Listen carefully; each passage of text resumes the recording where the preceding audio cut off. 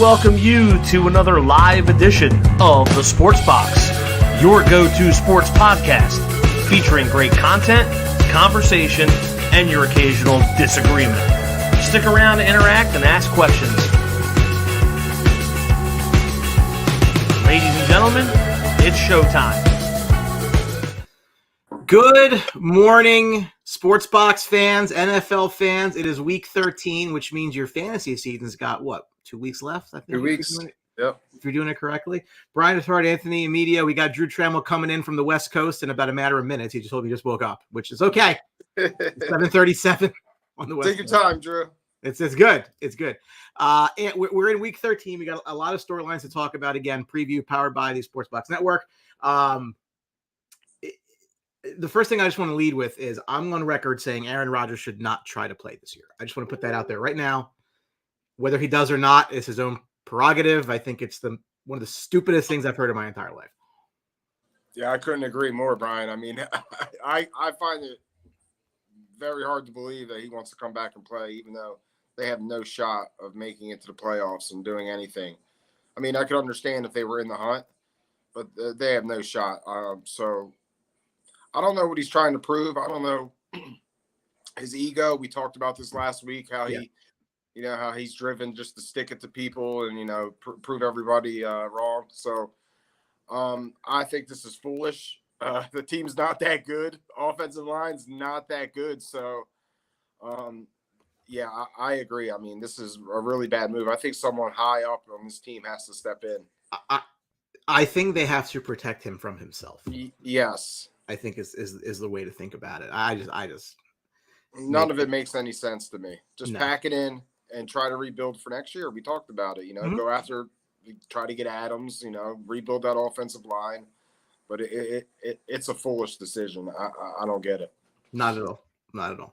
As we normally do on these shows, we'll start with the Thursday night game. The Dallas Cowboys found a way to overcome some defensive lapses. A 41-35 win against Seattle. Dak Prescott, 29 of 41 for 299 and 3 touchdowns. That 1 yard is going to screw me in fantasy this week, I might add you. Thought about that. Geno Smith, 23 of 41, 33-34, and 3 touchdowns, all of which went to DK Metcalf. Had a big game, 6-134. CeeDee Lamb's been on fire lately, 12 catches. I think it was like 18 targets, 116 yards, and a touchdown. Everyone keeps telling me that I'm too negative on the Cowboys, too negative on Dak Prescott, and I say, I don't tend to change my opinion based on a couple weeks of, really good play against really bad teams. So I'm not going to necessarily change my thought process there. But having said that, look, they've done what they've had to do. Yeah. As we said after week 3, I think it was, that loss to the Cardinals is going to loom large. And right now, it is looming very large because we'll talk about the Eagles-Niners game in a little bit later on. But if the Cowboys have won that game against that team, this is a whole different race. They only have themselves to blame. And yes, the offense runs a lot better at home than it does on the road, but that is what it is.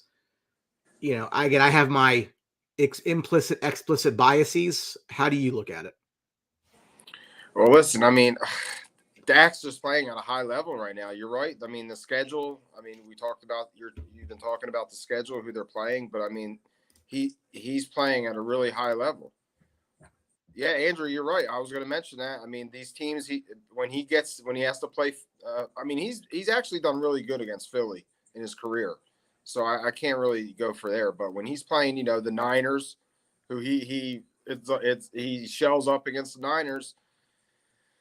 Listen, he's going to have to prove it. They're going to have to prove it. You're right. The Arizona, it was a big loss, and we're going to talk about it, but it's going to mean something at the end. So one concern, their defense, sometimes, they'll have those games where they have those laps, and we saw it Thursday night. They came out and they were picking on Bland. And, they called him, they got him. He got him at the end of the night, but there he is, flexing. He's up early. I know it's the funny part is I always feel bad. I'm like, hey, it's like 4 a.m. Are you coming on? Oh God! You're lucky I answered the phone. I was out. Come on, Drew. Open those eyes. Let's go. It's football. Yeah. Sunday morning. feel like I'm Asian right now this morning. So I don't know. I don't know about this. The Eagles going into Dallas. I mean, the Eagles don't play well in Dallas. They allowed 40 points to the Cowboys last year. I mean, I don't know. I don't really care about these regular season games. I'm people yell at me for that, and that's fine. But like, I don't care. I'm just trying to break this down. Like, you're doing all of these things, and that's great that you're doing them, but you're not really accomplishing a whole hell of a lot. Because again, dregs of the NFL, like you should be doing this to these teams, right? And I look at that 41 and say, oh well, hey, they put up 41 points. Nobody cares. You still allowed 35 to a average to below average offense without their best running back on top of it. So, am I being overly negative? Okay, that's my general world paradigm. But whatever. But we've seen you have right to feel that way, Brian. The Cowboys had these seasons before where they're riding super high. Everyone is on them, and then everything just falls apart at the end, and it just some devastating loss. It shouldn't have happened. So I mean, I understand why you feel that way. Do you remember? It might have been the last game at Texas Stadium where the Ravens came in, and they blew off like 2 80-yard runs in the last 2 minutes. I think one was Willis McGahee, and one was somebody else, and it was like, that's Cowboy football, right? Drew. What's up? Cowboys, where you at on them? Love them. Okay. That makes one of us. I am so all in on them. Long story short, dude, Dak Prescott's playing, I think, the best football he's played in his entire career. He's focused. He's healthy. I think that devastating ankle injury that he suffered a couple of years ago is finally – I think that's – because you got to think, man, that injury is so catastrophic. Sure. To just be human mind. I mean, before that injury occurred, we all remember he was on pace to break everything from a passing perspective. And now that he's here, now that he has – what I respect about Dak a lot is that he put in the time. He got a football field back to his house. He has CeeDee Lamb come over every day, live with him for a couple of months. I think he said on Thursday night, they just kept playing football. And that's what you want for your franchise player. I want that. And it's translating. It's translating into being productive on the field on Thursdays and Sundays and Mondays, whatever the hell they play. And it's working. It's working. The offense is flowing. It's clicking. What I like the most from Thursday night is Tony Pollard is having back-to-back productive days on the ground. The offensive line is playing great, even though it was probably their worst game from a pressure perspective. Yeah, but look, dude, it happens. It's football. Seattle's not a bad team. That's a good team. They're in my opinion, if it wasn't Geno Smith and if it was a different quarterback, I could easily see them beat the Bengals, beat these other teams that they lost because Geno's bad decisions. So they could easily make the case of being an 8-4 team. Mm-hmm. So those things matter. So it's a lot of respect. And then I mean to each, you gotta be happy, Brian, as a Cowboy fan about CeeDee Lamb. I mean, this kid is special. I mean, the route running, the combo moves that he puts in, the IQ that I think a lot of people overlook from him. He knows what spots to hit in zone coverage. And Dak and him it's like peanut butter and jelly, man. And only can imagine with Dallas was able to keep Amari Cooper, how special this offense is. Brandon Cooks is showing up. That's important. And then getting rid of Schultz and keeping Ferguson and having Ferguson develop, man, oh man. But see, he's even becoming a star. But that's where I mean, look, Lamb's a first-round pick. I'm not a huge fan of first-round pick receivers, different conversation, but he's working out, right? So no problem. He's going to get paid. The difference, I think, the questions on the offense this year were, how do you replace Dalton Schultz? Because I felt that was a really underrated part of their passing game last year. So they needed Ferguson to come in. I was on our friends' review and preview before the season, and I said, do not be surprised if Jake Ferguson leads this team in receiving touchdowns. Now, not over yet. He's had a great year. He's filled in the role very well, inexpensively. He's better. Always seem to find good tight ends. I'm glad that that's continuing. From the Seattle side of things, look, that's probably Dallas's best win of the year from a opponent standpoint, which is kind of crazy to say, but it's true. Well, I mean, from a win perspective, yeah, but they also played great against Philly. So I mean, it's you gotta take it for what it is. Ever since I think I put the stat up there and I shared it to the group. Ever since that San Francisco blowout, 7 games, Dak Prescott has led everything, and CeeDee Lamb has led everything in their positions. 21 touchdowns to 2 turnovers. That's insane. Regardless of what you think he's playing or who he's playing, it's still the NFL. You play what you can on the schedule. So these things matter. These games matter, and it's really important to see because now we're in that stretch, right? We're in that stretch where I believe it's the Eagles next week, and then it's they're hitting their gauntlet now. Yeah, hit their gauntlet now. So this is where we could go and we can really see, okay, what are these Cowboys about? Is Mike McCarthy ready? Which I still have issues with Mike, even because he did that stupid ass pass play on 3rd down when time was clicking. I don't know if you guys remember that. But why are you throwing a CeeDee Lamb for? That's stupid. Just running the ball and waste more time. But that's Mike McCarthy. That's Mike McCarthy's way. But I have to give him credit where credit is due because Kellen Moore was shipped out. And Mike McCarthy the offense is working. It's flowing. You got to give him credit. So I got to give him credit. I give him credit where it's due. This defense, Bland got worked. He got cooked. But shouts out to the kid for getting a pick in the second half. That takes balls, man. Sometimes it's just not your day. And DK was working. DK's a freaking specimen. Oh, yeah. It's gonna be interesting. It's gonna be interesting, Ant. It's gonna be interesting, Brian, for the next 3 or 4 weeks when they hit their gauntlet, and we'll see what happens because it's not out of the realm of possibility that they still can overtake the Eagles and overtake the Niners. If the Eagles didn't have 2 games against the Giants and 1 against Arizona to end the season, I would agree with you. Which is why I'm trying to what I'm trying to say is I don't think anything's going to change. The Cowboys could lose every game the rest of the year. They're still going to have the top wild card. So it's like. It doesn't like none of this in the grand scheme of things actually matters. You're probably going to be the 5. You were probably always going to be the 5. Whatever, right? Cowboys could lose 5. I mean, that's it's fine. Like I'm not okay. It'd be help a lot if the Niners win today. We'll talk about that. This is I've not seen this name before. Tony Quigley. Thoughts on Kyle Trask as the next Brady? I think that might be a tough ask. Of Trask. The next Brady's in San Francisco. Listen to you. Couple news stories to get to. Probably the biggest one of the week was the firing of Carolina head coach Frank Reich. He was 1-10 in just 11 games. That's all he had. For you guys, two questions. One, was the firing justified, or was it just David Tepper flying off the rails? And 2, is this CJ Stroud's fault? Just what? Is this CJ Stroud's fault? Oh, I'm sure it has something to do with it. I'm sure it has something to do with it. I mean, his play is making them regret their pick. It's definitely making them regret their pick, and they're not seeing results. And it's a little bit of a shocker, but 1-10. I mean, who knows what's going on in the locker room? So, and their owner, we all know their owner isn't like. Yeah, he's a Wall Street guy, and he is very impatient. He just goes through coaches, like, and then he comes out and says, "I want to coach that's going to be here for 20 plus years." It's like not even there for 20 minutes. You don't give no one a shot. You give all the coaches they've had have been given nothing with that team.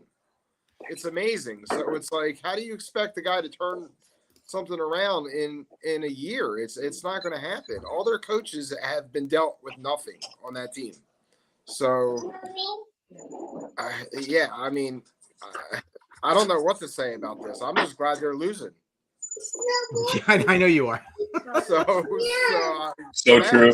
You know, whatever with Carolina. I mean, I can care less, lose all the games. I need that number 1 pick.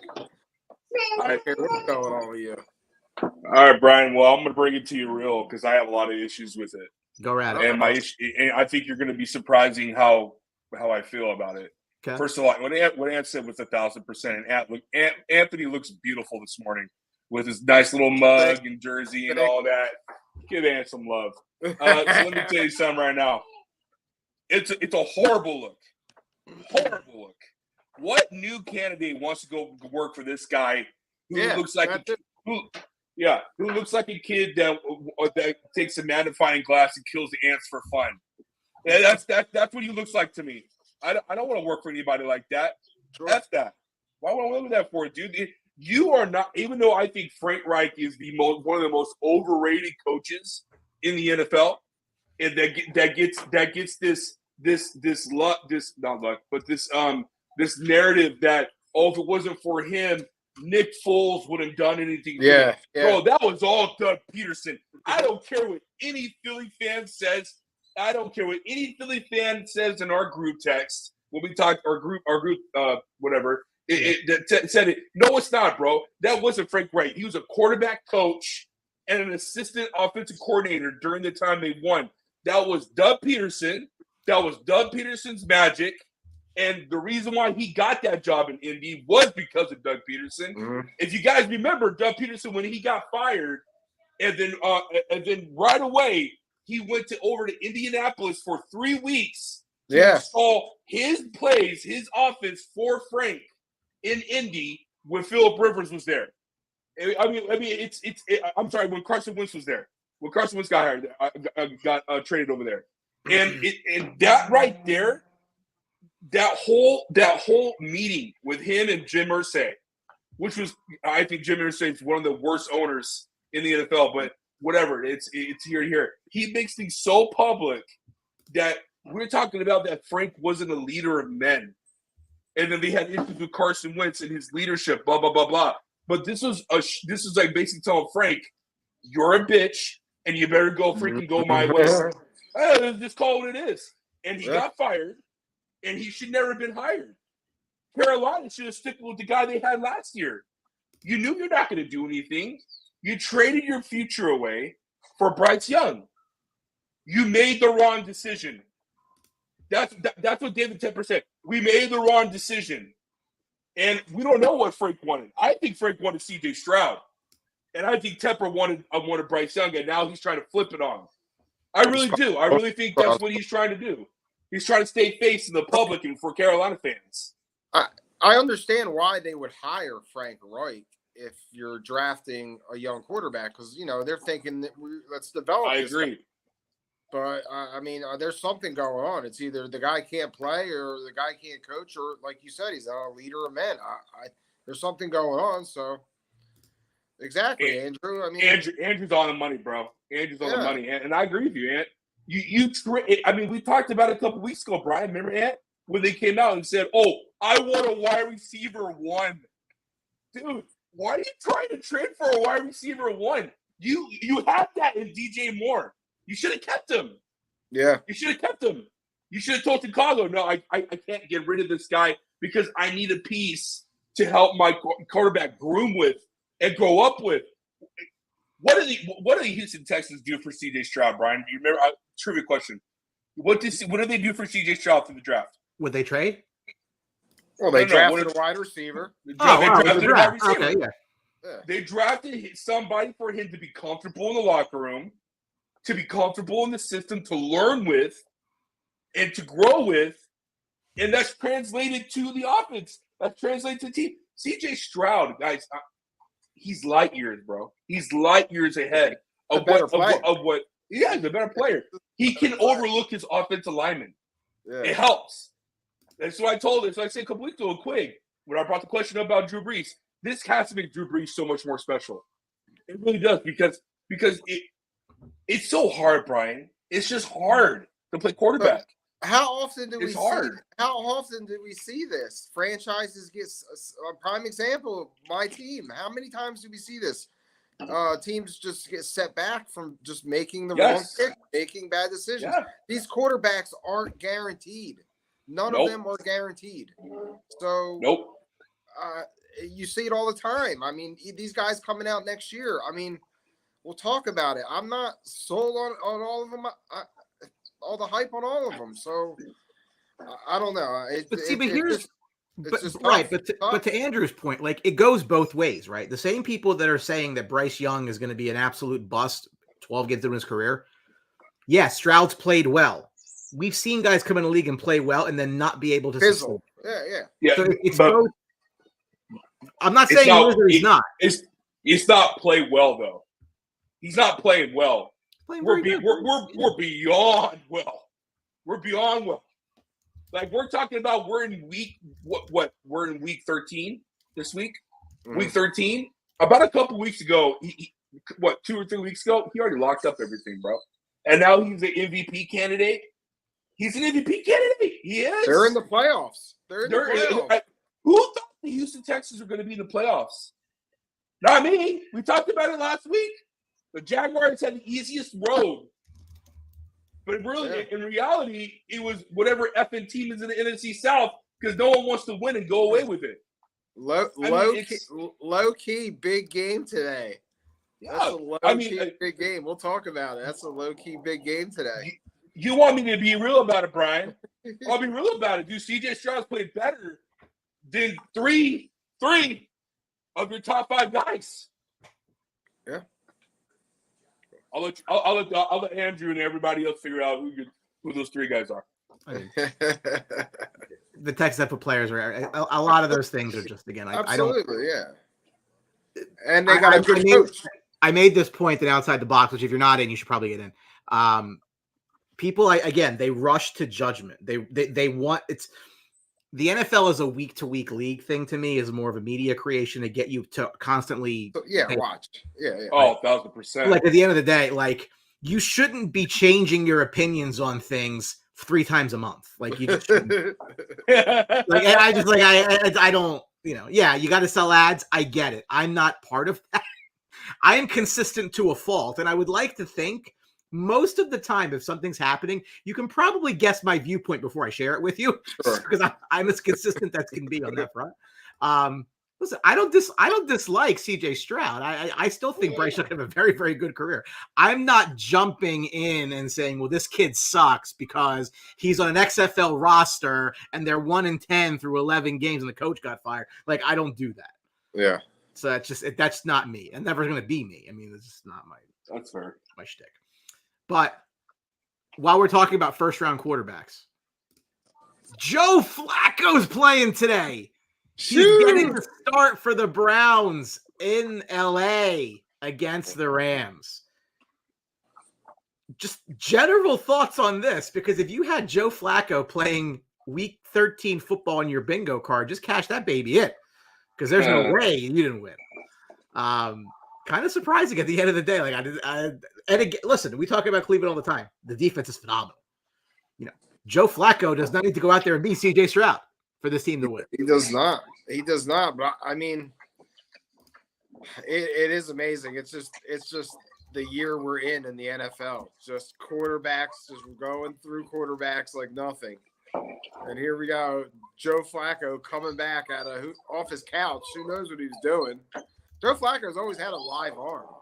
So, I mean, if you could get back there, get protected, he could run an offense. I mean, he could get the ball to Cooper, Moore, and Njoku. So, I don't know.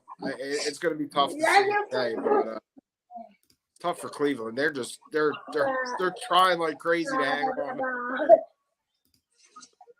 doing everything they can. I just don't care. It's great. I mean, it's a good story. But shouts out to him. He doesn't. I mean, it's better than the options they have. I think. I'm not a PJ Walker. PJ Walker is a good story, right? It's a good story. Sorry, I'm sorry if it's too loud. Walker is only beneficial because he's mobile. But I mean, I think Joe Flacco could, like I said, if they could sit back and protect him, he could run an offense. So I think they'll be able to move the ball. They'll be competent on the offense. What do you call it? When you look at the Browns, they've been through a lot. I mean, losing Nick Chubb, and then losing Deshaun Watson, losing both of their starting offensive linemen. They have been through the freaking ringer. And for what Andrew said, that they're 7-4 is amazing. It's a miracle. It's a miracle, fellas. Yeah. I just traded for Amari Cooper last night in one of my in our fantasy football dynasty league, the other one that I'm in with my boys, and I did it for the future. It was an easy trade for me, but I don't know, man. It's just like it's Joe Flacco, dude. Like it's just I'm not really gonna jump off the wall and go crazy about it, but I mean is he an improvement over DTR and PJ Walker? I don't know at this point. I mean, again, he doesn't have to be great. Like, I mean, it's like the Browns have had this elite level quarterback play this year. But Brian, we talked about this. Their defense does not travel. They give up. That's true. It is much worse. Yes, that's true. They give up almost 30 points a game on defense on the road. So this it's a different team. So, like, any chances Cleveland has if you're making the playoffs and winning a playoff game, they have to play at home, and that's not going to happen. They're not going to catch Baltimore. No, especially in that division. No. We all know that. So, yeah. God, it must be great to be a Baltimore fan. And Garrett's banged up. They almost lost him. He really hurt last week. So he's banged up too. I'll talk about it, but yeah, they're not winning today. No. Well, speaking of teams that aren't winning, hey Anthony, I'm hearing more and more smoke that the Bears, despite having potentially 2 top 4 picks, including the first overall, they may again trade down from number 1, and they may stick with Justin Fields into next year. And I just need your raw, just let it out. Where are you on that? Are you going to blow your brains out? Are you something that you're like, okay, all right. Are you concerned, nervous, happy, excited? Give me the run of emotions as you see that thought. Brian, I've been so torn with Justin Fields all year. I've been up and down. I mean, we all watch the games. You see some of the plays he makes, and you're like, oh my God. And then you see other plays, and you're like, yeah, he can't play football.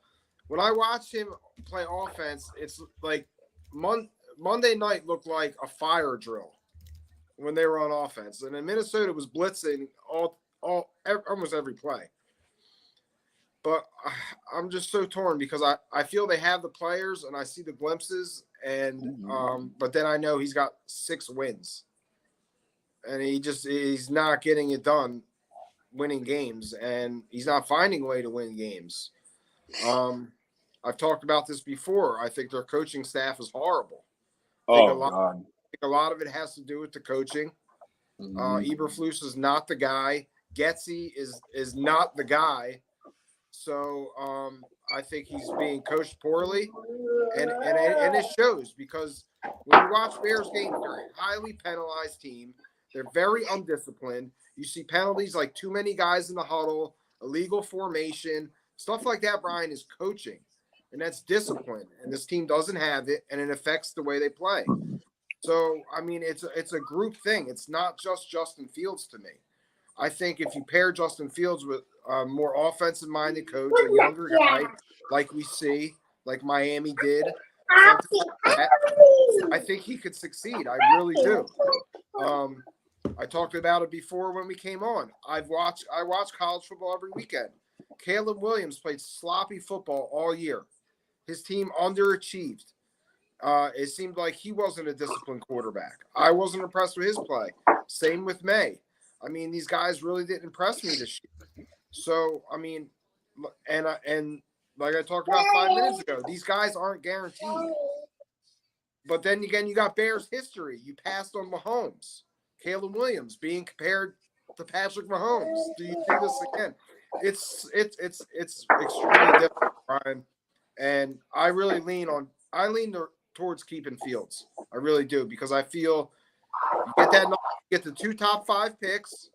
We talked about it. Get Harrison Jr., and then these guys are going to come Who's he saying? Who's he saying that? Talking about Caleb Williams, I don't see there's any way in the world he's in a top 2 pick. I mean, I'm considered number 1.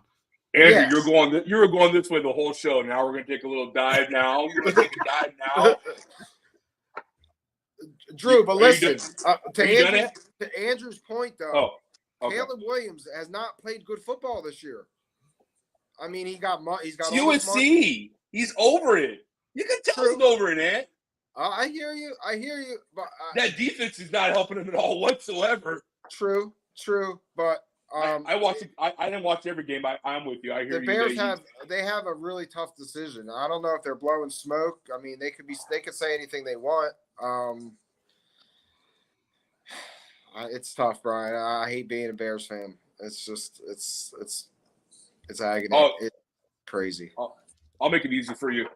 I know what you're going to say. It's gonna make it. I'll make it easy for you. No, you're not. You're not gonna know what I'm gonna say.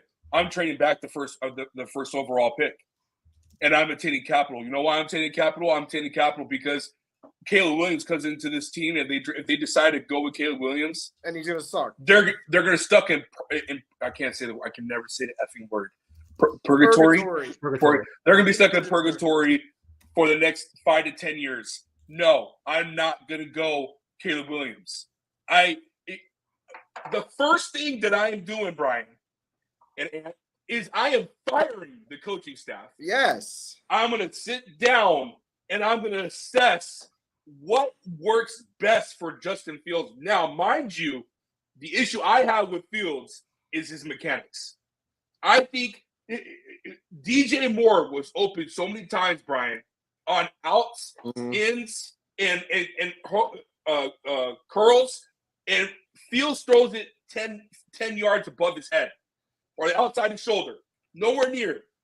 The talent is there, Brian. The talent is there. The rushing ability, one of a kind. What he's LJ, one of a kind. Okay, that's special. I know you don't like it, Brian, but I love it. And so if you're able to manipulate the pocket, which he does, move around in the pocket, which he does, has a rocket arm, which he does. He reminds me of the black version of Josh Allen, just doesn't have that nucleus around him to hide the mistakes that he needs to hide from. You got to improve it, got to fix it. What coach? What coach can bring the best out of Justin Fields? I haven't done the research yet. I have to look and see what would work for him. I don't know what coach is out there that can improve him. He works at Michigan. Oh, yes. That's a good one. Oh, I would love to have – you imagine if Harbaugh goes to Chicago? Oh. I mean, I think as an organization, they'd be stupid if they didn't really press the issue and try to get Jim Harbaugh. I really do. They better do more than what Minnesota did. Listen, that wasn't enough. Justin Fields physically has the same attributes as Caleb Williams. I mean, it just I think Caleb Williams sees the field better. You talk about how he doesn't see the middle of the field. Prime example that the Lions game where they threw that deep pass at the end. If you go back and watch it, I mean, DJ Moore's dragging across the middle. They need 9 yards. He's wide open. He doesn't see the field. I think Caleb Williams does, and he hits that. I just think it's coaching. I really do. I think this organization gets the coaching staff right. So what we're talking right now, just us two, let's just, because I'm already, my season's done already pretty much. And so let's look at the draft, man. Brian, I'm going to tell you right now, what team in that top 10? You're right. I don't know if you can pull it up or not. What team that top 10, as we sit here today, can make that move where it's going to be a haul like no other for the Chicago Bears? So Ryan Poole needs to move this. I'll go to top 11 here, just by the way the picks are, because I think that 11 could absolutely be in the quarterback market. As we stand today, the top 11 picks: Carolina, Chicago, Arizona, New England, Chicago, Washington, Giants, Bucks, Jets, Chargers, Titans, Raiders. So Titans and Raiders. A couple teams that I think are going to be very motivated to get up for a quarterback. 1, New England. Oh, yeah. Yep. That's what I was going to say. 2, Where's New England sitting at? 3. Right now, as you speak, New England's at 3. Okay. 2, the Giants. I think the Giants are infatuated with Drake May, and I think that that's going to find a way to happen. And 3 is the Raiders. I think that in all three of those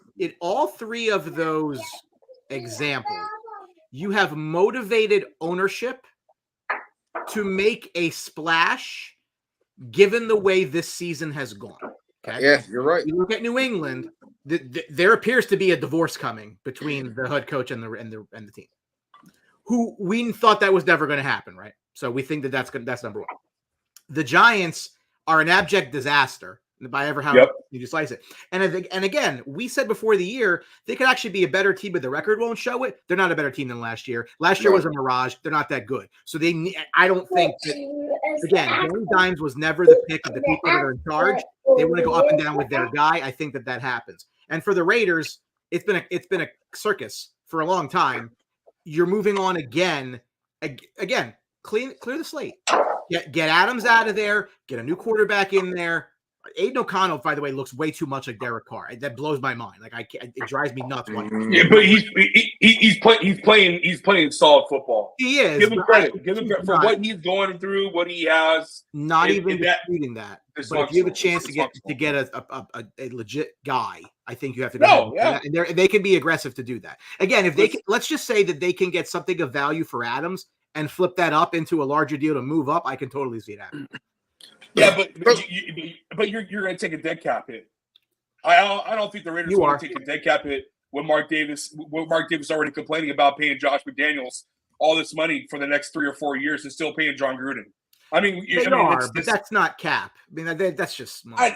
But it's Mark Davis. But he's just poor. That's the problem I have with him. Yeah, well, how so?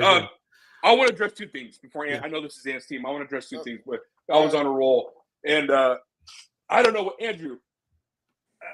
I appreciate you being on the show, man, and I hope you come for years to come on the Sunday morning. But brother, he is not falling. Caleb Williams is special. Okay, so ain't no way he's dropping out of the top 3. Let's talk about this. He's not guaranteed to come out. He's come out. No, he's not. He's come out and said it's a game time decision. Yeah. So I mean, he's going to be. There's going to be teams hanging on this decision to see which way they want to go. So what is that decision? I don't know. I don't know when that decision happens. When's the last? What is there a last? There's a date though, right? There's a deadline date. I'm not sure. That you have to enter the NFL. Really? And listen, there's been rumors out there. We've talked about this early in the season that he wants ownership in the team, and he's got all kinds of perks that he's going to be wanting. I'm just saying, I don't think it's going to be as easy as people think. I think he's going to really take it to the end because he might not go to Chicago. That's fine, but if he declares, are we really arguing that he's going to drop? Oh, I'm not arguing that. I don't. No. I get 2 shits. He's talking about ownership. That's whoopla. You already know that's not going to happen, dude. He's a top 5 pick, a generational talent. Everyone wants to talk about the fact that we haven't seen this type of quarterback since when? Patrick Who's the last time? No, I'm talking about coming out of college where people are saying he's the next best thing. When's the last time we had a prospect come out of college? Andrew Luck? That was like Andrew Luck. Yeah. Ain't no way this dude is dropping out of the top 5. Ain't no way no one's going to go past him. In New England, they love Derek May all they want. If Chicago wants to F around and go get Derek May, then I guarantee New England's going to be sliding their way to go pick up Caleb Williams. That's why I said the Chicago Bears, to protect themselves and their future, attain capital. Right? Attain capital. The NFC's wide open, in my opinion. You get a shitload of players. You get a shitload of players, shitload of picks. It don't matter. You need to build the future. You build the future by trading away the golden prize. You have to get Marvin Harrison Jr. That's automatic. You keep that too. Hey, you keep that too. You go and draft Marvin Harrison Jr. There is no issues about that whatsoever, brother. I'm gonna be happy for you when you get to line up Marvin Harrison Jr. and DJ Moore Oh God. Here's where I am on it, right? So you are better off trading the pick, right? And this is I'm going to make the same argument I made for Arizona, in that you have a guy you put a high pick into, you've invested something into this player. Either A, you find out that when you add pieces around him, he's good and you're fine, or B, he gets replaced later and you added pieces around the guy because you use those picks. Exactly my point. Exactly my point, Brian.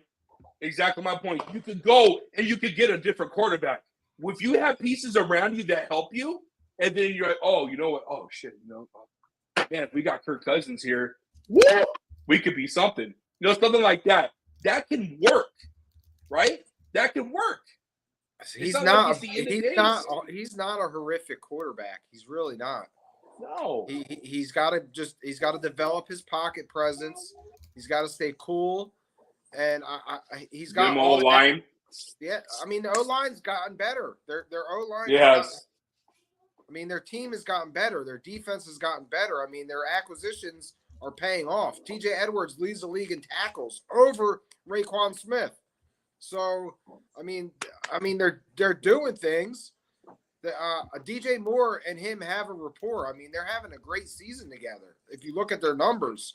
I mean, Cole Kmet, he's having a career year. So they're making improvements. They got guys around them. I really do feel they got to build more around them. Like I said, you get Marvin Harrison Jr., get some studs on defense out of college. Defense. Yeah. Just keep investing, right? Like Brian always says, he invests into Apple and all this stuff. Keep investing. Just keep investing. Keep investing. Eventually, it's going to be a payout. We talked about that. Yeah, listen, I'm not a fan of the Eagles, but I think the way they draft and their recipe to build a team, I think is probably best in the league. You get your lines going and you build around. Can we be real? That team got going because Howie Roseman made a trade with the Tennessee Titans. And ever since that trade happened, he's been on fire. I'm talking about how they draft, and it's come from Andy Reid. It's linemen, defensive linemen, built from in. Branches. Yeah, built from in to out.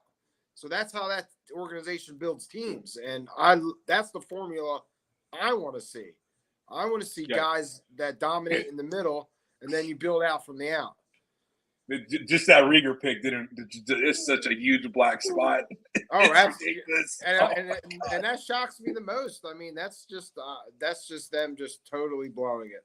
They could have had Justin Jefferson and AJ Brown. AJ Brown, he would have never made it there. That's true. Yeah, that's true. Last point to discuss is the injury to Jonathan Taylor, who's apparently going to miss the next 3 to 5 weeks, which really could take him out for the rest of the regular season, right? 13 plus 5 is 18, says Matt. Yeah. 4 of 14 yards, 5 touchdowns rushing, 137 yards, 1 touchdown receiving. The question that I have is, as we look, did you like that? Hey, I'm mad at you, by the way. Why? How you do the Chicago segment and not do the Chicago video? Oh, this one? Fuck the Bears! Fuck Chicago! Fuck you! I was waiting for someone to ask for it. I love that video, dude. That video's great, dude.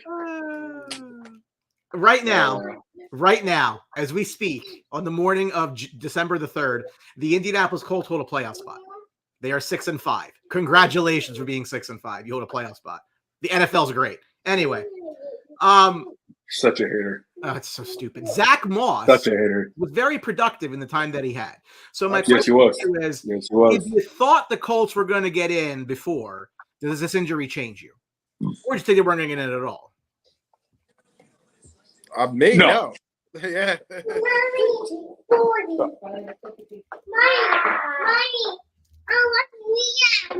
Nothing really changes to me. Like, Moss was having a pretty good year when Taylor was out, and they were getting results. So, I don't see the Colts offense changing at all. To be honest with you, they still have Gardner Minshew, and they're going to do what they do. They're going to play ugly games and somehow find a way to win them.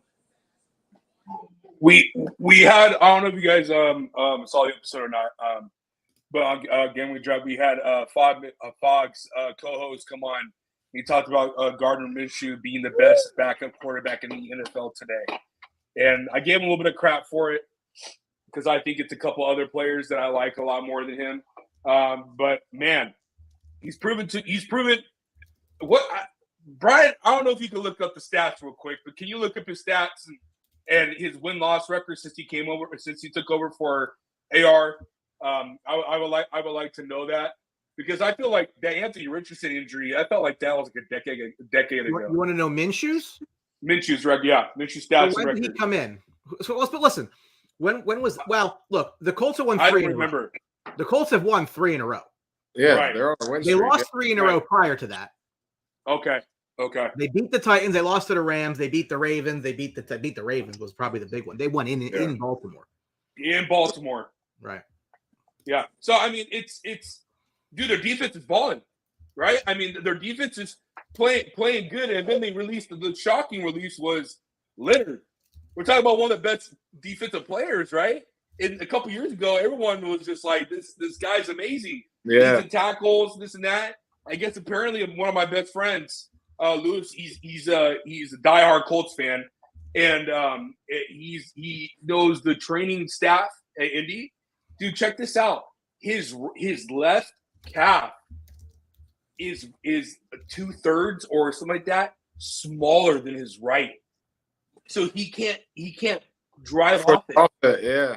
Yeah, That's dude, crazy. I never heard it because he's lost so much mass of like, I don't know what it is. The way they were explaining it to me, it made no sense, like from a medical standpoint. But the way they show the picture, it's scary, dude. Like they're shocked that he's even passing physicals. Yeah, they go talk to people. Yeah, he said he hasn't been the same since he's had this issue, which is true. So I'm not crazy about him going to the Eagles or going to the Cowboys. Like I think it might be a risk, but whatever, it is what it is. But yeah, man, the Colts look great. The offensive line looked a lot better than what they did last year. Their defense is balling, like I said. And another little key component like they add in here, Michael Pittman. He's breaking out of that shell, Brian. He's breaking out of that shell. He's proven he could be a really productive borderline wide receiver 2. I don't know about wide receiver 1 yet, but he's playing, man, and he's balling. And you got to give him credit, brother. You got to give him credit. Colts is an interesting team. You know, it's going to be really interesting to see what they do in the offseason. But I'll tell you what, they made the right move, firing Fred Wright and hiring Shane. Shane is doing a great job as the head coach in Indy. You got to give him credit where credit is due.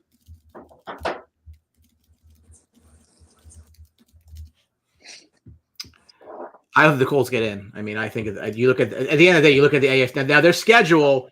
The schedule's pretty favorable. So they go to Tennessee. They go to Tennessee today. They go to Cincinnati next week. The Steelers at home. Win. Loss. They go to Atlanta. They finish up against the Raiders in Houston at home. Raiders to win. Houston to L. You got 2 more losses the rest of the year. Yeah, 2 or 3 if they lose the line. That's 9 and 8, 8 and 9. Yeah. That's it. Where's Houston 6 and 5? They're 7th right now in wild card. No, the Colts are 6 and 5, and they're in right now. No, what about Houston? Houston's in. I think they're 6. Yeah, they're in. Houston's in the 8 due to tiebreaker. Okay. For who? Oh, tiebreaker. Oh, I got you.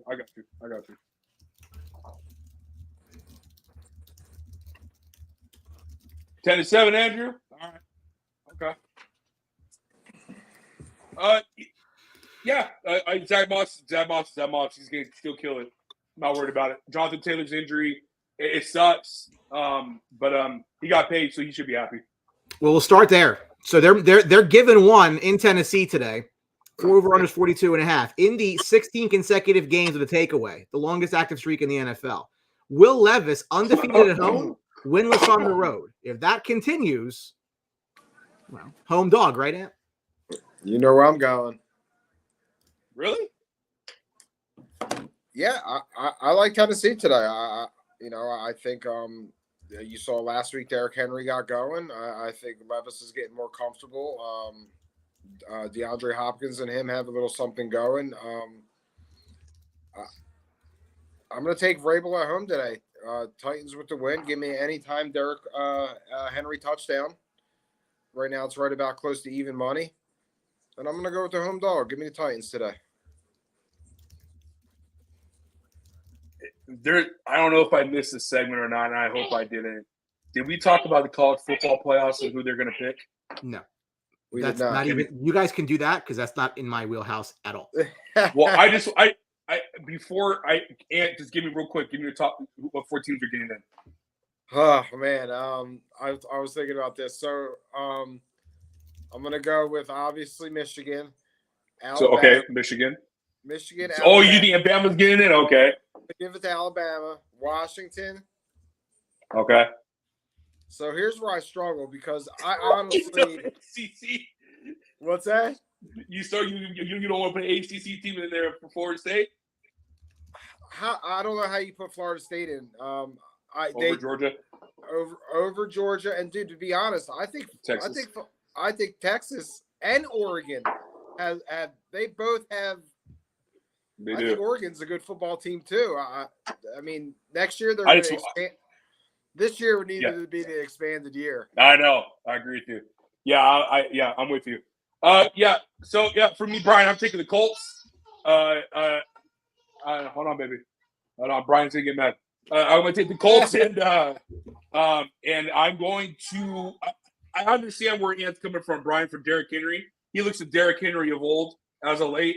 Gonna be a very interesting story, by the way, the offseason where he's gonna go, what they're gonna do with him. But that's another topic for another day. I'm gonna go Colts. I think Gardner is going to do enough with Zach Moss and that offensive line.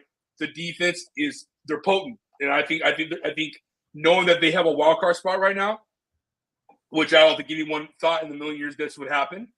That's why I love the NFL so much. I think they'll do enough to win today. Colts by 3. Okay. It would be Will's first home loss. Break out the mayo. Got the mayo, baby.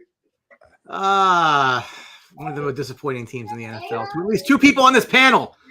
The 4-7 Chargers at the 4-9 Patriots. The Chargers laying 5.5 on the road.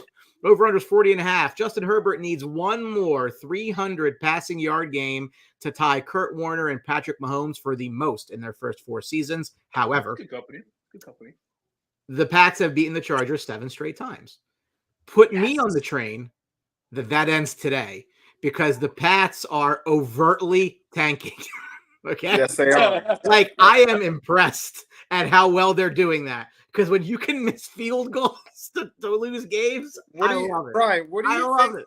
Brian, what do you think the code word Belichick gave to miss the field? I don't even know. Like, what do you think? Do you think he walked up to the kicker and just said something, and the kicker was like, "Oh, I'm gonna miss this one." Code word ass. Yeah, code word ass. Code word first pick. Well, we got Zappy go. We got Zappy going today, don't we? Yeah, Max benched. Max on the way out. So many guys in that draft. So Wilson's not working out. He's going to go. Trey Lance is already gone. Max going to go. Fields he's actually the second best quarterback pick in that draft. After all. I just like that's the thing. So I'm having this discussion with the boys in a group chat, and they always break my balls because I say I don't think Jordan Love's going to be any good because Jordan Love didn't go high in his draft. And my base premise is in the NFL, bad quarterbacks get drafted higher because of the inflated need for a quarterback. Teams will take shots on guys who stink high. In that environment, Jordan Love couldn't break the top 20. So the NFL does not think very much of you. That's all. Jordan Love's played great the last month. But I don't subscribe to that theory. What theory? The theory of what? That he's playing what great? What does the last month mean in the grand scheme of things? It means that they're getting into a position to get into a playoff spot. Again, you play to win the game, Brian. There are elite guys, Drew, and everybody else, and you're probably not going to be elite if you're not drafted very high, remotely high. But sometimes you don't need to be elite to win Super Bowls. And that's a different discussion. Completely different discussion. No, it's not. But it is. I'm talking about the players, not the results. It's prove like that theory, right? It's like poker. You can be really good at poker and lose. You can be Oh, really sure, bad at poker yeah. and win. There's different ways to get there. It's just likelihoods. It's another topic for another day. Yeah. Go Patriots today. We're on Patriots. Go Patriots. Go Patriots. Go Patriots. Obviously, I think the Chargers are going to win, but the dream is the Patriots to win so we can get, you know what I'm saying, a little bit higher in that draft pick. I want to get higher, right? I want a top 5 pick. I think we're 9 right now. So I want to be top 5. The season's over. It's done. Sayonara. They're not losing this game. Everybody sucks. So everybody sucks. Right. Everyone's trying to find a way to lose. Well, I wish we could go back and take those losses in Minnesota and Vegas when they came to our house, because we easily could be 2-9 as well. So I mean, we've been saying that the last 3 weeks. No, we've been saying that the last 3 weeks, Andrew. We're not good. Why? See, this is Brian's fault. Brian, ever since I met Brian has molded me into this dude where it's like I've never been this guy where it's like 4-8, we got this, we can finish 9-8 or 8-8 back. How did I do that? Oh no, that was dope though. Dude, I don't know how I did that. I swear to God, how I did that. How did I do it? That was cool though. Your computer, you got that special computer. It's a Mac. Yeah. Other than that, listen, whatever. It's like you're shitting hearts. Yeah. Oh boy. Yeah. So I mean, listen, I'm not going to get into it. I think the Chargers are going to win today. They'll go to 5-8 or 5-7, and next week they got the Bills, so they'll definitely get an L there. So it is what it is. Andrew, trust me, if they get fired today, I would love to see Staley get fired, but for some reason why they want to stick with him till the end of the season. The reports have came out that Spanos is going to clean house, which means the GM should go to and his incompetent ass, and we'll go from there. But we'll see how it is, boys. It's just another wasted year for Justin Herbert. So. And listen, and that is the problem that I have the most. Yeah, you got paid though. So. Tons of talent. That's the problem that I have the most, because you only get so many years of these guys in their primes, and you have to make the best of it. No, you have to make best of it during the rookie contract. That's what I'm saying. Yes, correct. They did. His contract doesn't scare me, right? There's so many guys they're going to cut in the offseason or restructure deals to be able to do what they're able to do. Chargers are $45 million over the cap. So they need to. We're going to see goodbye. Honestly, I think we're going to say goodbye to Mike Williams. We're going to say goodbye to Joey Bosa. There's dudes that they're just going to have to get rid of, or they like Keenan Allen. Keenan Allen's going to be 32, having arguably his greatest year. There's no way whoever GM is going to let him go. He played himself into a new contract. Or they're going to have to figure something out. His cap hit is insane next year. So I don't know what the Chargers. Can you imagine if they let him go? There's no way they could do that. There's absolutely no way. He's too valuable. He's too valuable. But it's a lot of questions, right? So I don't want to dive into the Chargers, man.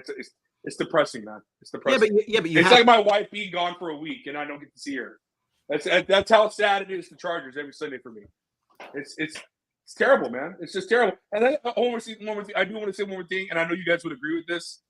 I am sick and tired. I don't watch it anymore because of the false narratives and the negativity that these shows bring. The first take and and Undisputed and that show with Emmanuel Acho and all those cats. I hope I said his name right. But First Thing First, I think it's called, on FS1. In no way, shape, or form should we determine a quarterback's greatness by win-loss. I think that is so unfair. Justin Fields could be in that department as well. You cannot rate a player off of what the special teams and the defense does. It is so unfair and so wrong on so many levels to say Justin Herbert is the reason why the Chargers are losing. That tells me you don't do your homework. That tells me that you don't know what you're talking about. I don't care if you're a former player or not. I will go and I will argue with you to the end of days when you have a 31st ranked defense or 30 ranked defense, total defense. You're in the middle on pressure. You're in the middle on turnovers. You're the worst on third down conversions where teams can convert on you easily. That's on Staley and his defensive schemes that he installed and wanted to get the players he wanted to get. He came out and Tom Telesco came out and him and Tom. Oh, we dropped the bag when it came to J.C. Jackson. No, you dropped the bag because you didn't put him in the right position to succeed. You put him in press instead of putting him in zone. Those are issues because he doesn't fit your scheme. You thought that he was such a great player that he could go do whatever he wanted, but obviously that didn't work out. You messed up. You dropped the bag. You dropped the bag on several issues that has now ruined our cap, ruined our future. The Quentin Johnson pick is going to haunt us for years unless this kid can develop. Right? I mean, we saw it against the Ravens. You passed up on Zay Flowers. Mm-hmm. Zay Flowers does things that Quentin Johnson could never do. Those are issues, Brian. Those are freaking issues. I put you were giving a passionate monologue. I can't even read what it says. What does it say? So, Dean, I told you have to wait until after the season. You have to fire me first. I'm trying. Oh, I don't want Bill Belichick. I know you don't. He wants to be a GM. His days are done, dude. I don't want him to be a GM. I don't want him to be a GM. Well, we'll see. I got 3 things on this game. Shoot. I like the over. I think there's going to be points scored. I think Zappy can move the ball. And I like both running backs to score. Eckler plus 105, Stevenson plus 130. Okay. I don't like the Eckler one, but I love you. I love you. I think he gets in. You know who needs to win today to like fix a couple things? Fix what people are saying? The Detroit Lions. And the Detroit Lions today go into New Orleans laying 4.5 on the road over under 46.5. Sam Laporta is on pace to break all records, all kinds of records for tight ends in Detroit. Receiving yards, receiving yards, receiving total, whatever. New Orleans has allowed 17 points a game in every game since that Week 5 shutout in the league. So obviously Bill Belichick broke them. I would like to think it's pretty safe that they're going to allow 17 points today against this Lions offense. The Lions need a get-right game. I'm not saying the Saints are a get-right team, but they got to figure it out now. They've not looked good for a couple of weeks. They lost last week at Thanksgiving. They're rested. Lions need to – I don't think they're in any kind of danger of losing the division by any means. I'm not saying that. But you have to – this is not college football, right? But you have to look good a little bit. Like you need to get on some kind of a rhythm into the playoffs because you don't need to walk into that game with this perception that same old Lions, yeah, they got here, but they're going to lose. They need a decisive. I think they need to win and cover today. I'll go first on this one, Brian. You know where I'm going. I like the Saints plus the points today. I like the Saints money line. I think Detroit's really struggling defensively. I think the Saints can move the ball. The Saints at home, they play defense a lot better. I think they could keep this game close and pull it out. I'm riding with the Saints today. Give me the Saints on the money line, or if you don't like that, take the 4.5. I think that's too much.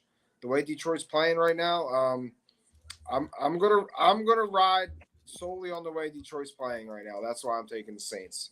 I think this is a tough spot here. Like Brian said, they're not a get right team. They're a good defense. They got skilled players. They got a competent quarterback. So I'm taking the Saints today. Give me the Saints. Man, I hate Anthony. He's like pulling me over to the dark side.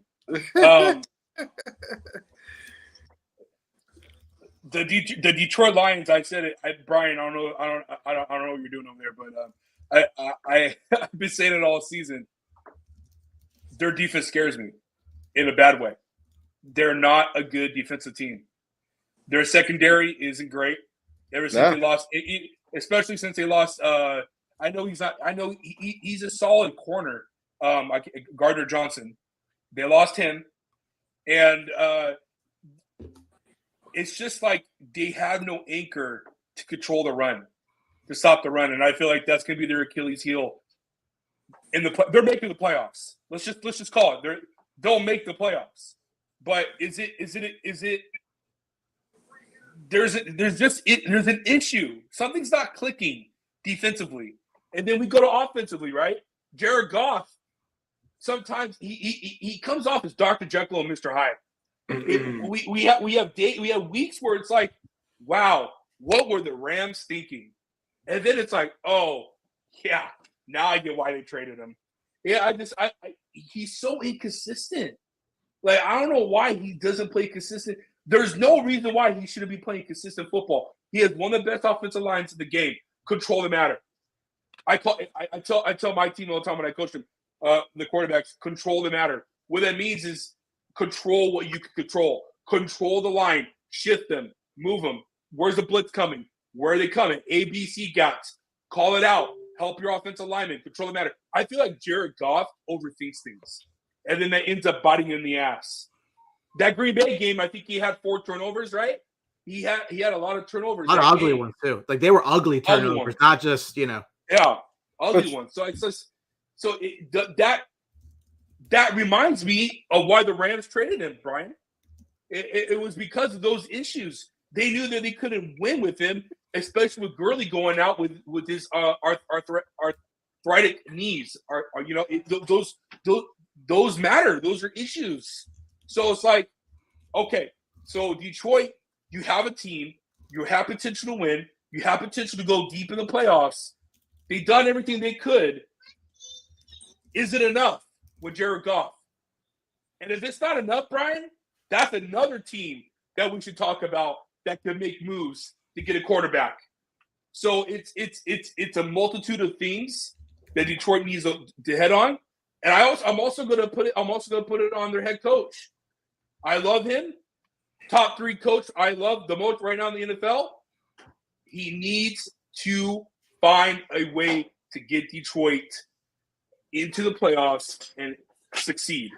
Because if he does it, we might have an issue on our hands because he's laying on Goff a little bit too much. And if Goff doesn't produce, it doesn't come over, we're going to have an issue. Detroit. Look out, Sam Laporta. I love him. Great draft pick for them. I also I'm still not a fan of Gibbs, the draft pick. I'm not a fan of it. They could have improved on a lot of other things, like a defensive tackle, where the Eagles got, and and corner and safety. There's a lot of things they could have improved on instead of getting a running back when they had David Montgomery, who ends up being the guy that they have right now. They could easily kept DeAndre Swift and had DeAndre Swift and David Montgomery still going and not pick Gibbs. But, it is what it is. So we'll see what happens. I'm going Detroit today, but Anthony almost got me over to New Orleans because they really don't have nothing to play for. So they have something to play for, the division title, which is stupid. But you know what I mean? Like, it's just like, it's the Saints, bro. The Saints should have ran away with this in their division, and they didn't. Derek Carr is Derek Carr. I could talk about Derek Carr for 2 hours. He's one of the biggest disappointments this year. I mean, yeah. The Saints are one of these teams again. Like the same way that the Colts have been struggling since Manning left and Luck left. The same as the Saints ever since Drew Brees left. It's been a carousel. 1,000%. Yeah. What's the word I'm looking? Turnstile. That's the word. Yeah. Sorry, it's Sunday morning. I like the Lions today. I think they win. I think they cover. I think it's like a 27-20 type game. I think I can totally see that. And they're going to keep throwing. So, Lions are losing these games because their offensive and defensive lines right now. You watch the games; they're losing these games. Yes. Derek Carr is David Carr. Any car won't do. Yeah, right. I'm pretty sure I gotta check before let me check something real quick before I put my foot in my mouth. And yes, I am correct. The 5-6 division leading Atlanta Falcons at the 4-7 Jets. Atlanta's laying 2 on the road. Over under is a robust 33.5.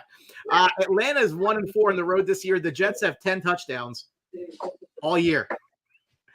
And that's not good at all. This is going to be a yard work game as far as I'm concerned. I couldn't care less. Atlanta could use the win, so maybe they can get to 500 and lead their division instead of being under 500 and leading their division. Stupid. It's so bad. It's so bad. And anything peek out to here? I don't trust Atlanta. I mean, they're going to have to come up. They're going to have to go here up to New York. It's not going to be a pretty day. The weather's going to be rainy, shitty.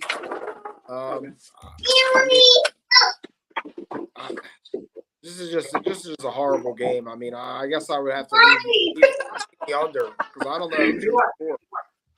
I don't know who's going to score in this game. Yeah, I'm leaning the under today, and I'm actually leaning. I'm not going to take this game, obviously, but I'm leaning towards the Jets. I think maybe they can pull this off.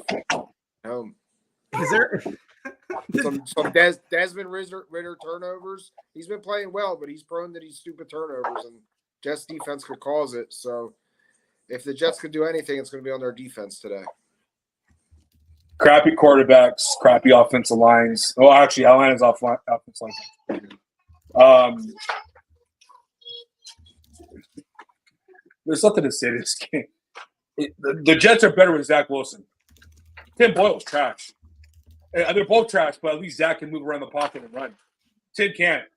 So it's just like I don't know what Robert Saleh is doing.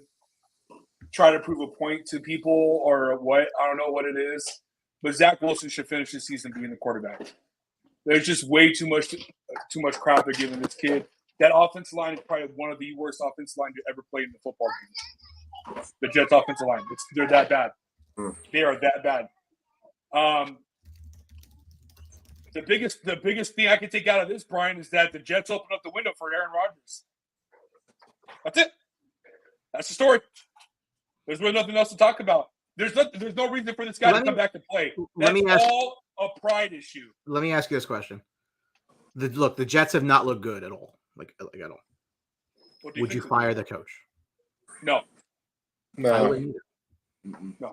I think I just think like again, I'm not as I said before, like I'm not this week to week. I just like I'm like a very smooth way in how I view this. Like I don't react like that. So as soon as Aaron Rodgers went down, this was a throwaway season. It didn't matter at that point. Like you went all in with this hand, and it wasn't your fault. Yeah, it was a misdeal. Okay, whatever. Like it doesn't. Just hit the button. Okay, if they could fast forward to week 1 of 2024, they would do it. 1,000%. None of it matters. Like they should have been selling off the Dalvin Cooks and these guys just for draft capital. That's what I'm shocked about. I don't know why they didn't do that. That's where I'm with you on that, Brian. I don't know why they haven't shipped out the Allen and all that. This pipe dream that if they find their way into the playoffs, Aaron Rodgers will come back as what, the 7?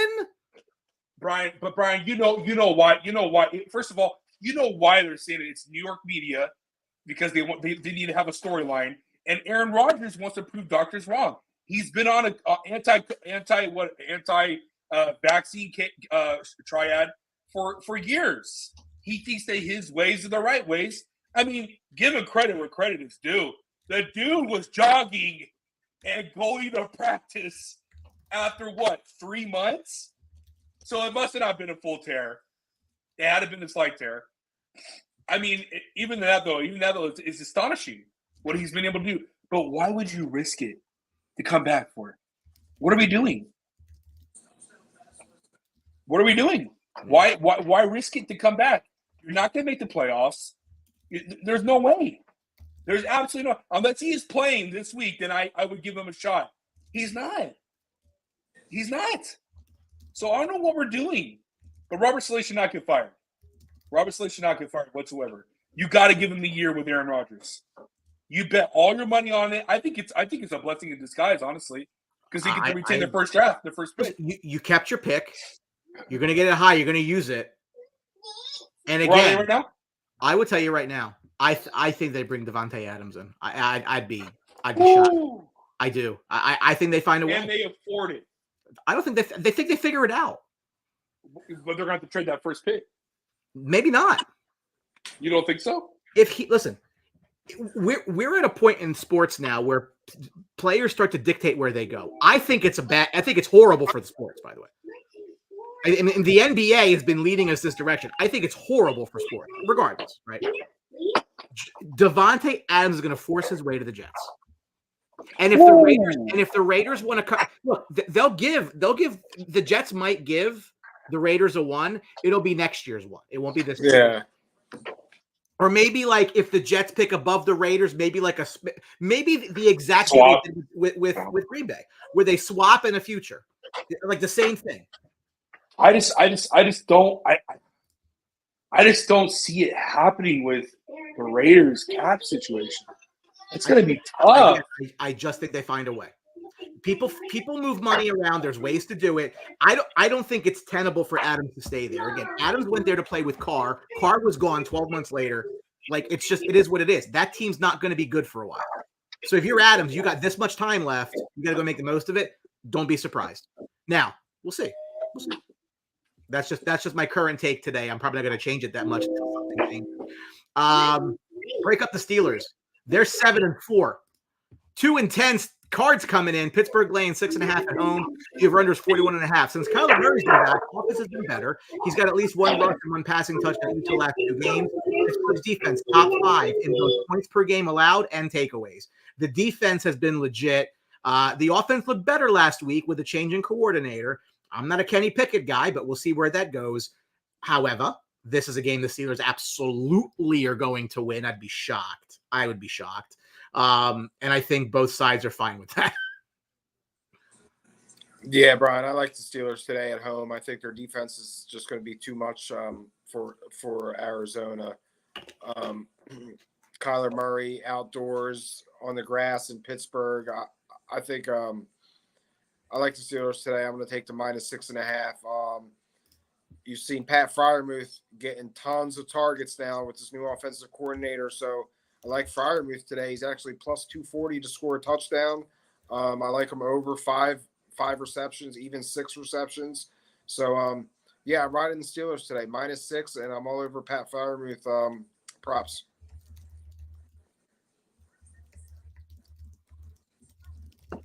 Yeah, it's Pittsburgh. There's nothing more to talk about. We can move on.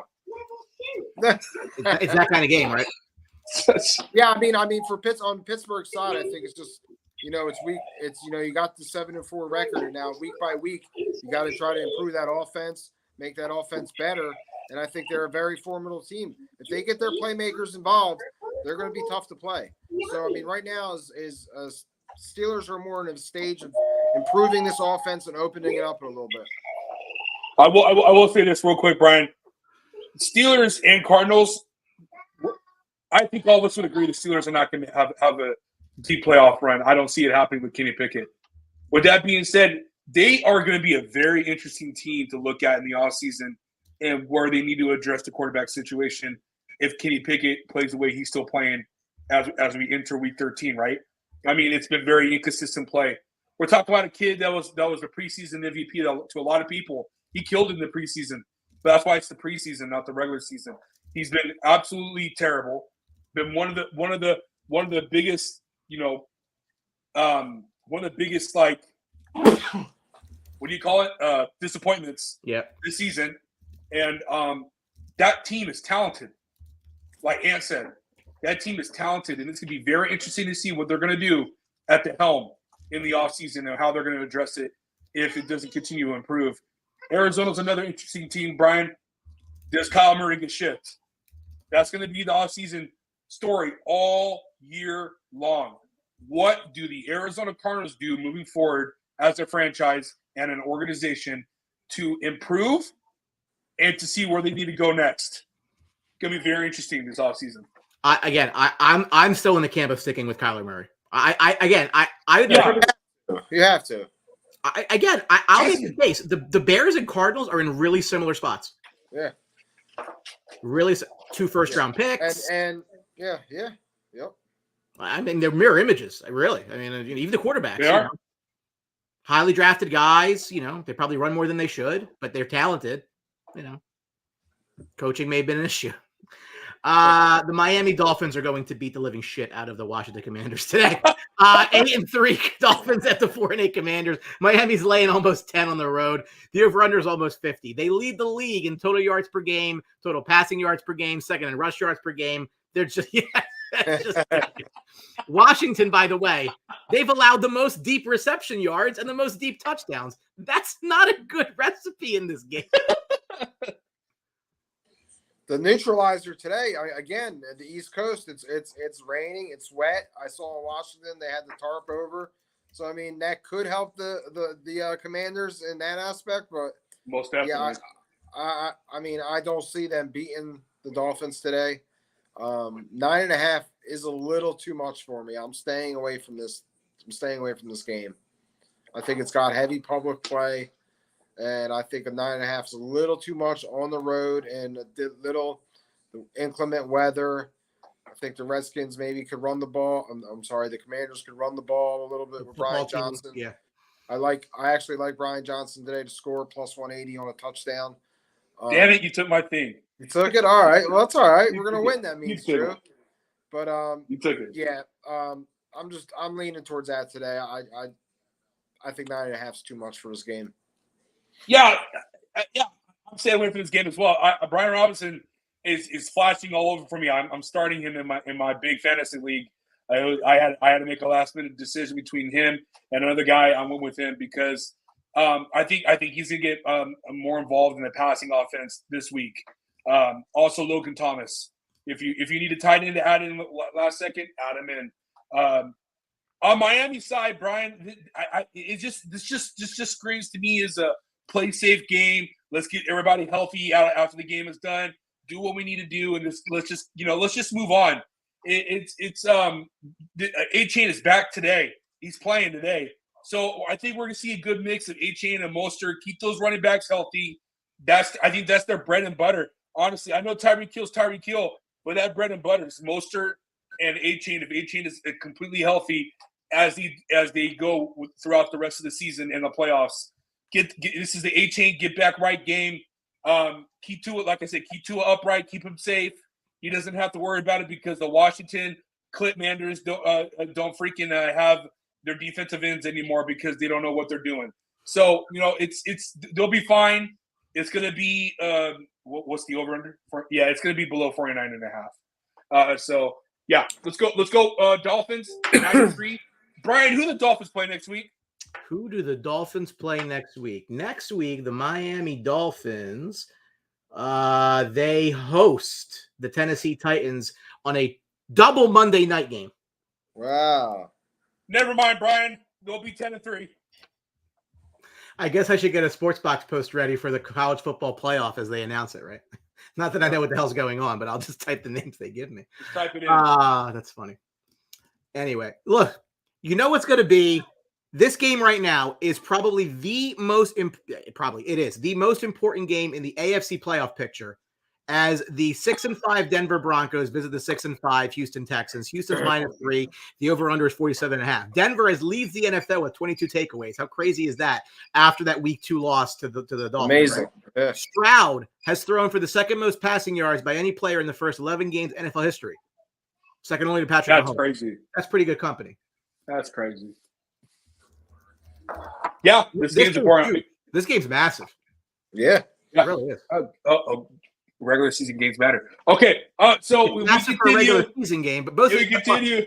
Now, here's why it doesn't matter. None of these teams are winning jack.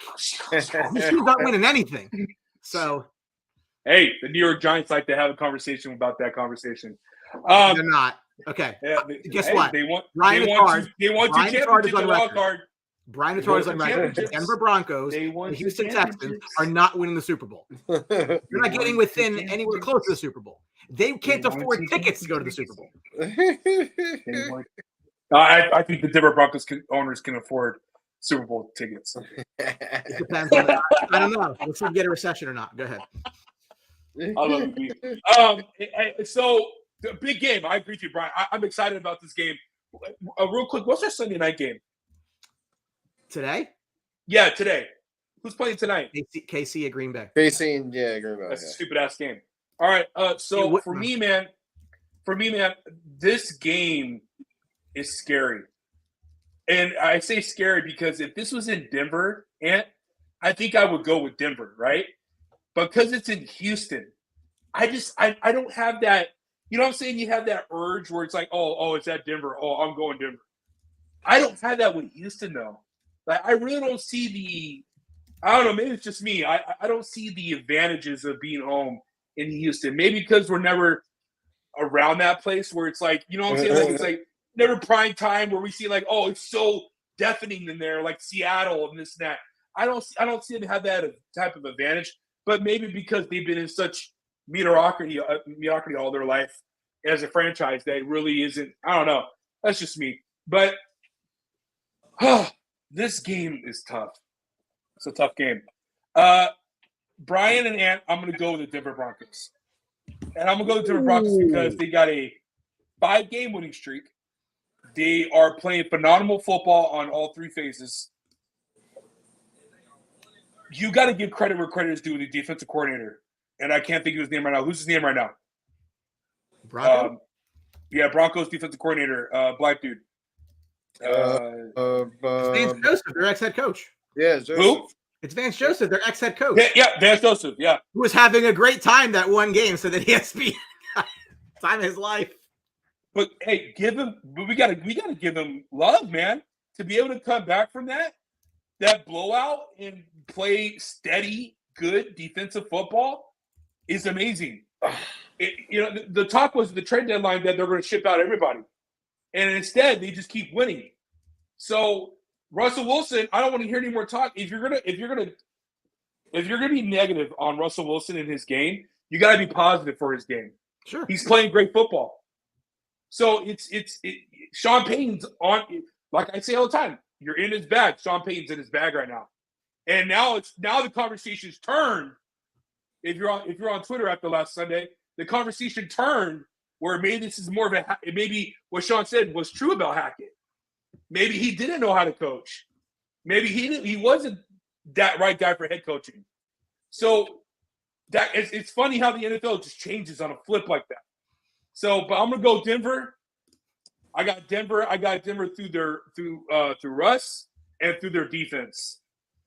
They're gonna do enough to get this game, and they'll be 7-5, and they got the Chargers next week. Drew, I agree. Let's go! I'm on the Broncos today. I'm buying that half point. I'm gonna take the Broncos plus 3.5. I'm riding the Cortland Sutton train. He's a touchdown machine. Right now, he's plus 220 to score a touchdown. That's great value. I love the Texans. Value. I love this Texans team. I really do. But I think today they kind of run into I think Stroud runs into this buzzsaw on Denver's defense. Maybe this may be probably I haven't really broke it down. This might be the best defensive team he's gone against so far this year. Yeah. So I mean, we'll see how he reacts to that. I think their defense can give him some problems. They're riding high. So yeah, I'm buying that half point. I'm taking Denver today. I'm gonna go plus 3.5 Denver. Brian, I don't know if you got that tweet or not, but can I share it? Yeah. It's not football, it's baseball related. Padres and Yankees they're at a stalemate right now, but they're almost close to trading Juan Soto.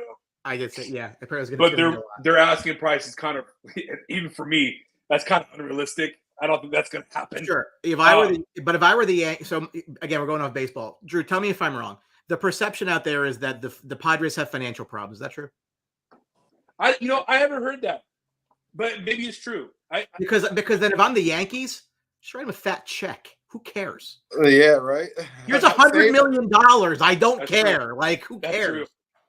I don't follow the Padres like I do the Chargers. I just because Juan Soto doesn't throw the baseball though. Juan Soto is the liability in the outfield all of a sudden. Listen, so we're going off topic here. The Yankees should have had Bryce Harper. I'm not even going to go into a discussion on that. That's. I don't think they had a shot.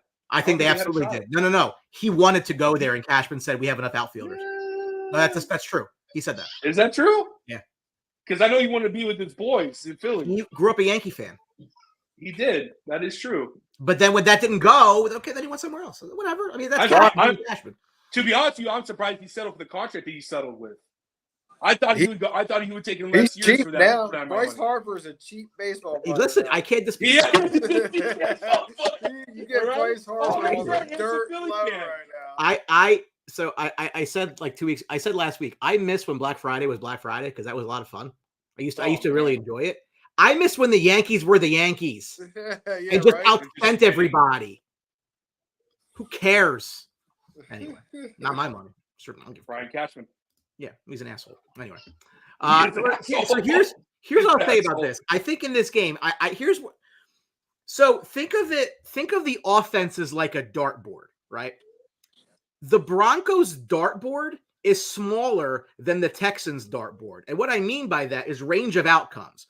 I think Houston will take more chances offensively than Denver will. Agree.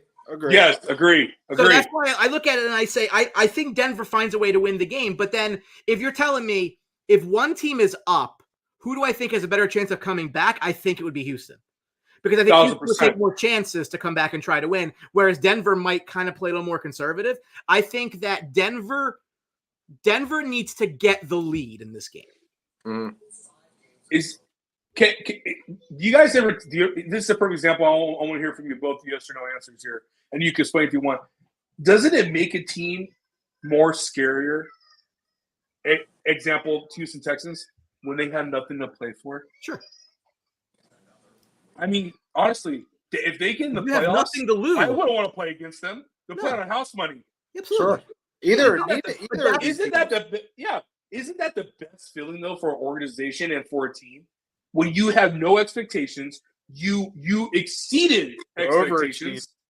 You overachieved, and now you can play on Foles money. Yeah, sure. Next year, a whole different story, right? I hear where you're coming from. I hear where you're coming from, but I'd rather have the expectations because that means people think I'm going to do something. I mean, obviously, we're saying kind of the same thing, just differently. No, I hear you. Yeah. But I would rather have listen. I'll tell you what. You know what scares the hell out of me right now? What? You know who the betting favorite is to win the Stanley Cup is?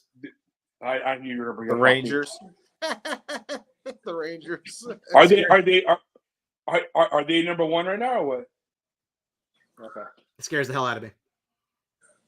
If they make when do the playoffs start for a hockey? Mid-April. You still mid-April? You still should sprinkle, Brian. Sprinkle, Brian. Sprinkle. No, the odds have come down. Listen, the odds have come down. They're plus 750 to win the whole thing now. Plus 750? They were plus 1,600 before the season started. Brian, you better epic sprinkle right now. I don't need the money. Right now. Money means nothing to me. No, you need a sprinkle now for your team. That money means absolutely nothing to me. I would write a significant check for them to win the whole thing because I'd be the happiest in my life. Yeah. Sprinkle. Yeah. That's just Drew, I'll send you a Ranger shirt. I will buy you one. I don't care. They don't have my size. I'll look into it. All right. Anyways. I kind of think Brian's got pool. Yeah, I think Denver finds a way. Have you seen his room? He was on TV. He's a star. No, I'm not going to show the commercial on this. If you watch Blue Truth, it'll be on that. I kind of lean Denver today because I think that this might be a game where experience matters, And I think Yes. you have an experienced head coach, an experienced quarterback that they're not going to be shaken. Like I said, the same way that Houston will play in that larger dartboard, they also might be nervous in that spot, right? Because they have to do it. Yes. So Denver is not going to be Denver's going to be even keel. Like they're not going to get out of their own shell. I think Denver finds a way to win. And I mean, Denver, what a turnaround story. Yeah. I mean, of all the teams, really, I'm impressed. So we move to the afternoon to some more horrible football. Clearly, I have the Panthers record wrong, so let me just fix that. Yes, Brian, change You that. damn right, you do, Brian. This was done at like midnight last Stop week. thinking about the Rangers. The 1-10 Carolina Panthers at the 4-7 Buccaneers. Tampa Bay's laying 5. The over-under is 36.5. That's robust. Carolina, believe it or not, is still mathematically in the playoff hunt, but they won't be if they lose today. Tampa Bay's lost 6. Are you serious? I am. Tampa Bay's lost 6 of 7 after being 3-1 into their bye week. Things have changed. These two teams stink. And I have to start Baker Mayfield in the fantasy league because Joe Burrow went down and Aaron Rodgers went down. So it is what it is. Well, I mean, It could be worse. It could be worse. This is the matchup. This is the matchup you want, if anything. Yeah. Another horrible game. Interesting to Listen, see how the Panthers. there's one game in the afternoon. We'll get to it. It's not this one. Yeah, that's it. Yeah. It's interesting to see how the Panthers react. I always find the game when the coach gets fired and the interim coach, it always seems to elevate. It always seems to elevate that team a little bit. Right?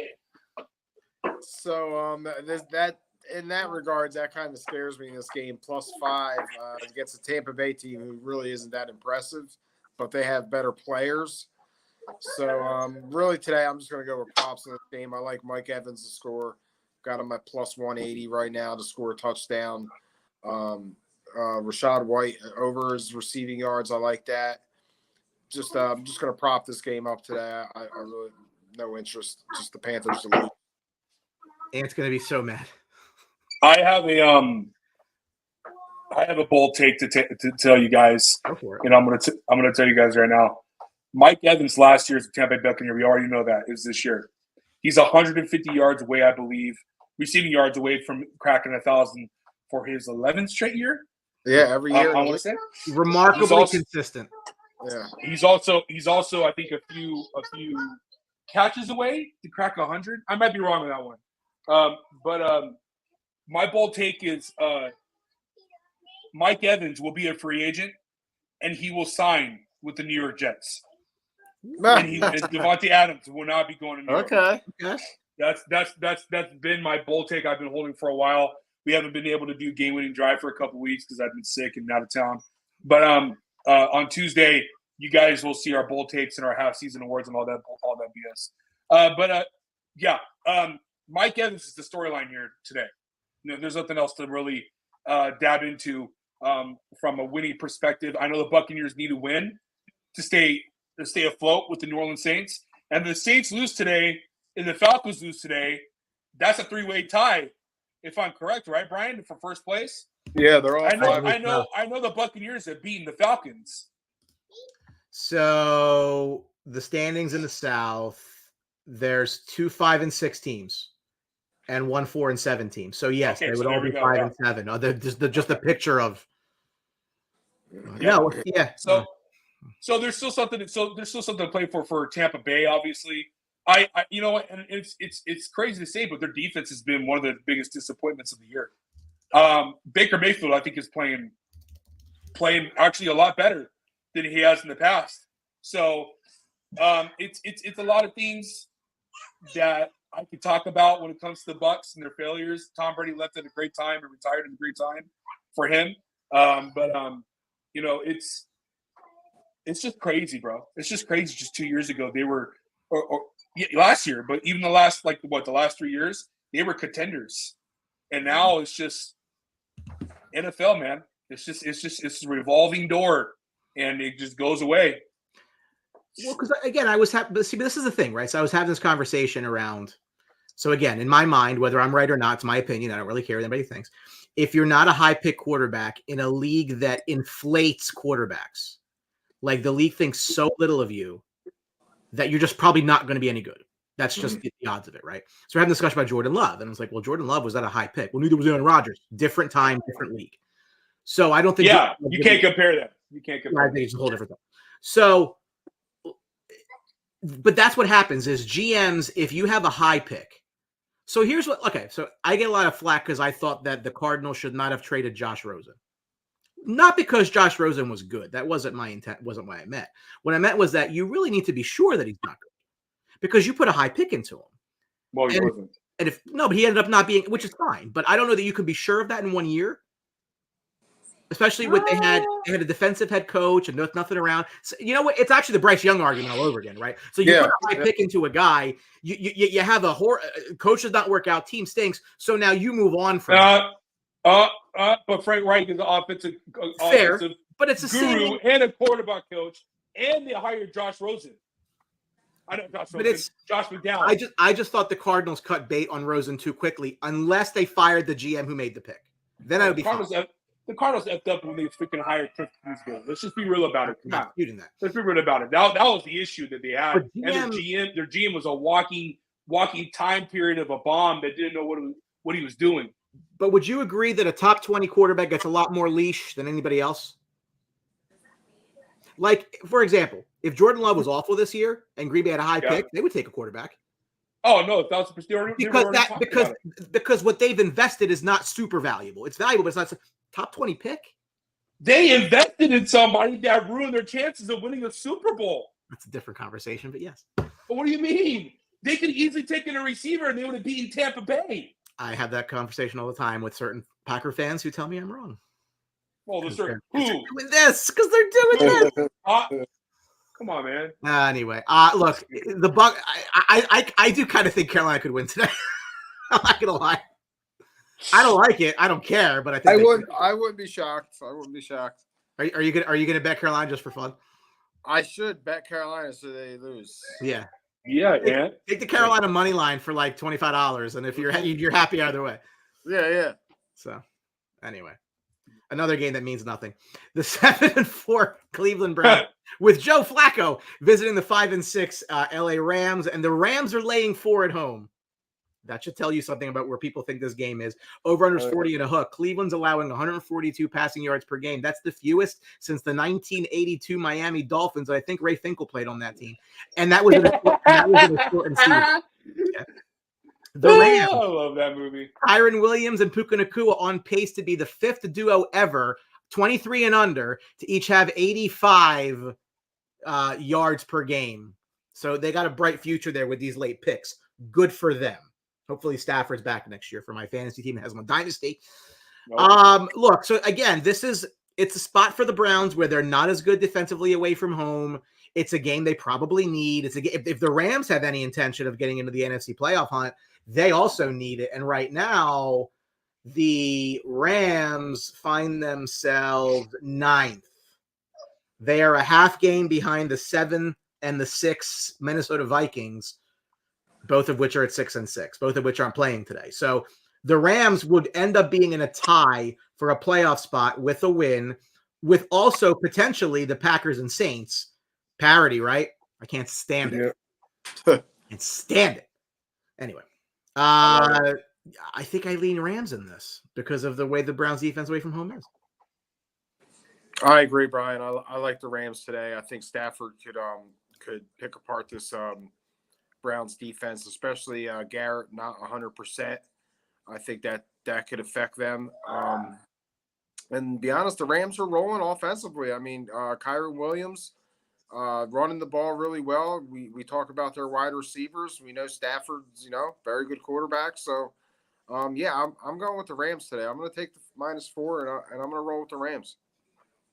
Ooh, you're not going to like what I have to say. I love everything. Okay. So you're not gonna like what I have to say again. I thought you had to pick something. For me, and I think Stafford doesn't belong in the very good anymore. I think he's just average to good, if that makes sense. I think he's tier 3. I think he's dropped. I think and it's not because of his talent. I think his body is failing him. And I think those hits are those days in Detroit are coming up on him, brother. Yeah, And it's and I'm not saying it's Matt Stafford's just an interesting. I love talking football, guys. I could talk about Matt Stafford for 2 hours. I couldn't tell. I couldn't. I just love talking about players and what could be. It's just a highly talented kid, and he wasted. You talk about wasted years. He wasted years in Detroit with his talent, and But another topic, another day. And you did hit something that I want to talk about. This is a Kyron Williams show. LA Rams are going to be rolling through the Kyron Williams days. This reminds me of Todd Gurley back in the day. I'm not saying he's Todd Gurley-esque. What I'm saying is that he's in the realm of that possibility. Michigan, number 1. Oh, they're putting it out? I'm watching it live. I will report live. I'm getting a sports box post ready as we speak. Oh, what the hell? Why, you saw all 4 already? Yeah. Don't say nothing. Let Brian announce them. I won't. Wow. But wow. I like your reaction now. I'm anticipating. I don't think you're gonna like it. No. I don't think a lot of people are gonna like it. I don't like it. Wow. Unless that's. I like. Listen. Let's just wait because we don't have that confirmed. Okay. Let me. I'm watching it. My buddy said he leaked the source and. Yeah, and I don't know if it's true. I don't know if it's true or not. Washington is the 2. Oh, you might be right then. Okay. You might be right. Yeah, I think you guys are gonna be shocked at 3.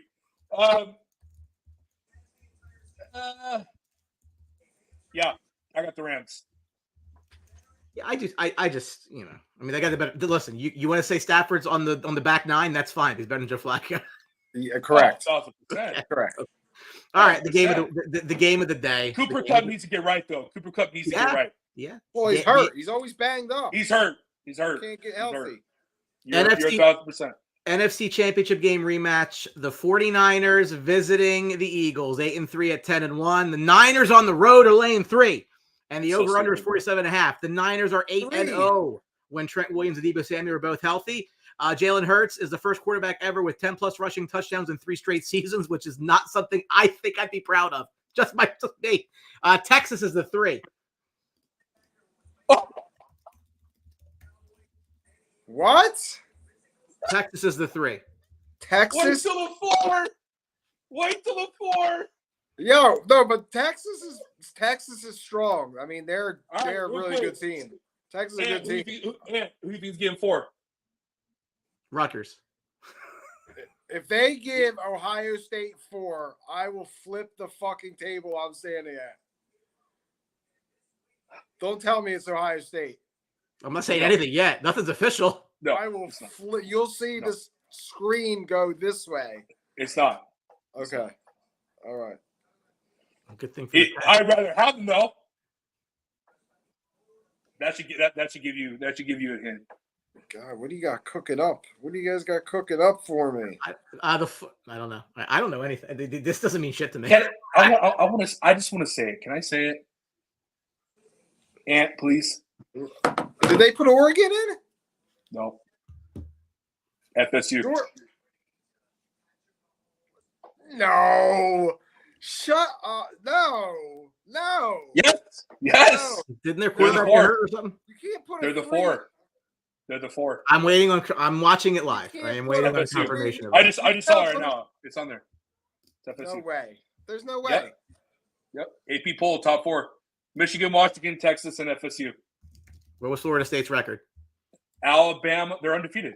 Alabama and Alabama, Georgia are out. I hate Texas Florida State. I'm waiting for it. I'm staring right at it. As soon as I see it. No, Georgia's the 6. Okay. Florida State is going to get their doors blown off whoever they play. Well, they're going to play Michigan. I hate Florida State. There it is. It's set. There you go. And who's 5 and 6? Oh, never mind. He was wrong. Nope. He was wrong. Bama. Oh, okay. Bama's 4. My buddy was wrong. See, I told you. That's why we don't talk about this stuff. Drew. My buddy was on it the whole way. This is guess. It's all right. So Michigan, Alabama, Washington, Texas. Who's the 5 then? Florida State. It doesn't matter. Yeah, I put it in there. Florida State, Georgia.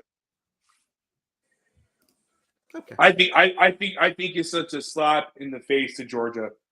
I really do. They've lost one game in like 3 years. It's just a slap in their face. The SEC, man, it's tough. It is tough. That's why I can't wait for next year. Yeah. It's going to be so much better. Yeah, All right. All right. So back to things that interest me because I have no idea what the hell is going on. How to watch college football. Right. You got to get into college football. Listen, my wife would literally cut my testicles off and put them in a jar. If I took Saturdays, why is that a bad thing? Because they'd be disconnected from my body. I watch every Rangers game twice. That's not a joke. Okay. And I watch Sunday all day football. If I took over Saturdays too, and just died on my couch, I really would get divorced and probably you'd find my body in 3 different states. I don't think that's even. You'll be joining a lot of guys in our group chat. If that's the case. Nice. Well, that's where football got me. Yeah. So anyway, let's talk about the game of the week here, okay? Because I have some thoughts. And Andrew McGuire is going to hate my thoughts, by the way. So this game's interesting, right? So tell me why, Anthony. Tell me why the 10-1 team is a dog at home. Tell me why. Brian, the handicappers love the Niners. It's simple. It's simple as that. I mean, you got a Niners team that's on 10 days rest. You got an Eagles team that's on a brutal schedule run right now. They're winning games, but they're pulling them out and coming back. I mean, all the signs point towards the Niners' advantage. So go ahead. To me, taking a 10-1 team as an underdog is a fish bet. I think Vegas wants everyone to bet the Eagles in this game, and the Niners just win by 10. I really think that's the direction it's leaning. It's up to 3 right now, so which means the Eagles are +6. Really, the Eagles are +6 neutral, +9 in San Francisco. Yeah. So, yeah, I mean, it opened up. I think the line begs you to take the Eagles. Now that it's at 3? Now that it's at 3? Absolutely. Don't you think? Yeah. It is a home dog 10-1 team, Super Bowl favorite. That line begs you to take the Eagles, which is why I think the Niners win by a touchdown. It's possible the Niners win by double digits. That's telling me that it might get out of hand. I don't want to see that. I want to see a good game. But this is scary. Yeah. Your wish and desires to see a good game today is not going to happen because San Francisco is going to bring that fire, and they're bringing that fire at Philly. I got San Francisco winning this game 10+. Yeah. I think there's a sting, obviously, from the playoffs and all the shit talking that's been going on in the offseason. And San Francisco is going to show up today, and this Eagles team is going to be 10-2. And it's going to be very interesting to see moving forward for Philly because they still are in the midst of their gauntlet of a schedule. And it's going to be I want to say it's going to be a good game today, but then I just have that urge, that tenacity of seeing the Niners just play amazing football in all 3 phases. And I think we're going to see that today. I love CMC. I also love Brandon Ayuk, over 4.5 catches. And I also think that Brock Purdy is going to, for fantasy purposes, all managers out there, Brock Purdy, I took a bet today on Prize Picks. Brock Purdy over 17.5 fantasy score, 1,000%. San Francisco by 10.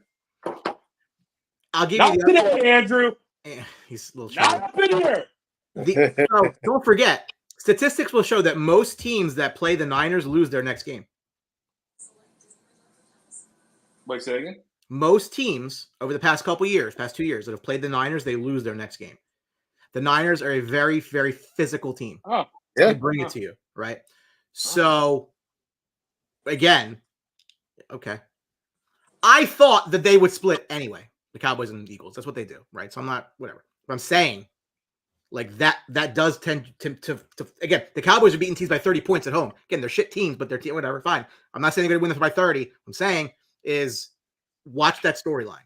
These two teams could be tied after next week, but it's not going to matter because the Eagles' schedule in the last 3 is as cupcake as possible. Yeah, they're easy at the end. Yep. The NFL would love to see these two teams tied out of that next game next week. Would love it. That's what I think is going to happen. The Eagles in the division, I mean, they would need to really fall. I mean, they have lost to the Jets. The Eagles would really need to, come across. And this is a question. Now, Andrew makes a good point here. The Eagles haven't played their best football yet. Maybe they have, and this is what they are. Like, have we considered that? They keep on saying that since week 4. Like at some point, you are what you are.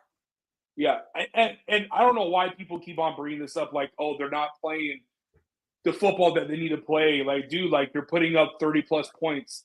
The problem is that your secondary is not what you think, what Philly fans think they should be. They're not. It got old very quickly. It got old very quickly. Yep. Yes, they do. Very good point, Chris. Very good point, Chris. The Cowboys do get 10 days rest. And I really didn't get to plug into that Cowboy thing. I do want to say something, Brian, about it. The guys on FS1 that said what they said about Dak, about being a father is a distraction. I saw that. Absolutely pitiful. And I hope I know they won't see our clip, but I promise you I might just want to be that type of person and be petty where I record this and put it on TikTok and tell them what pieces of shit those two guys are for saying being a father is a distraction. It is not a distraction. It's a blessing in disguise. It's a blessing if you're planning it. It's a blessing no matter what to be a father, especially in Dak's case, who's lost family members to suicide. And if you decide that's the right time to say that about somebody who's dealt with mental health, I take mental health very seriously, and I think it's completely, and excuse my language, fucked up for the thing that they said about Dak becoming a dad.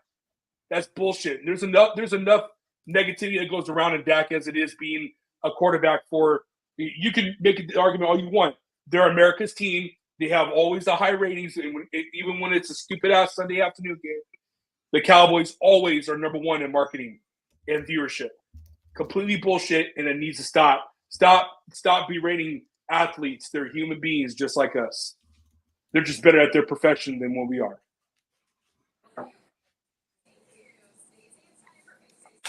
Well said, Joe. Yeah, no, I'm with you on that. I don't attack Dak for that. I attack Dak because he just does stupid shit on the field too often in things that matter. Really good when things don't. It's just who he's been. Yeah, I think we're in unison here. Like the way we're looking at this, like from a motivation, I think San Francisco. I think they're very, very similar teams, and I get a lot of crap because I'm not on the Jalen Hurts, but I think Jalen Hurts is generally a gimmick player. I think if he was not the guy that was thrown into the end zone at the 1, you would not think anything of him. I don't. The numbers wouldn't be there. His passing numbers not that great. Yeah, but they're not bad either. That doesn't mean you're a superstar. What are his passing? What do you mean? What are his passing numbers? Stop thinking about early 2000s. This is the new game now. This is what you do. You are. I'm not. You are. He's playing better than Josh Allen. Playing better than Trevor Lawrence. All right, passing touchdowns. Dak Prescott and Josh Allen lead the league. Jalen Hurts has 18, which puts him on pace with Sam Howell and Jared Goff and Kirk Cousins, who hasn't played for 3 weeks or more. Yeah. Again, like, what are you? I don't see it. But rushing, if I go to passing yards, Jalen Hurts is 12th. Okay. What's his QBR? His QBR is 7th at 63.3, which is behind. Josh Allen, Patrick Mahomes, and Justin Herbert. Yeah. And then 2 guys that are on really good teams, and Dak and Brock. Anyway, I mean, he's not. His QBR is on par with Kirk Cousins and CJ. What? That's solid. Like it's not, but that's not It's solid. That's not, but that's not MVP level. No, who said he's MVP? No one said Oh, you don't live here. I don't live there. That's Philly. Let Philly beat Philly. All I hear about which, by the way, I don't care about being MVP. I think whatever. I couldn't care less. I do, but I care about it. Doesn't matter. Anyway, I think he is elevated way too high for what he actually is. I think their roster is very good. If you remove him from the roster, I think they're very good. Like their roster is very, very good. I don't buy this 10-1 nonsense. I think that they've won games this year they shouldn't have won. Good for them. You still won the game. But you're not getting those decisive wins like you got last year. Woulda, shoulda, coulda doesn't belong in football. I'm just trying to grade. I like the Niners. I know you are. I think what makes our friendship so beautiful is that we can have arguments. Of course we can. To the end of days, and not have it affect anything like other people do. Would I ever think less of you if you just wanted to be wrong about something? Of course not. No. And I wouldn't think of you as a racist, but here we are. Everybody's listen. I stuck my neck out for Deshaun Watson this year. I stuck my neck out for Deshaun Watson this year. Well, he stuck his dick out for other things too, so there you go.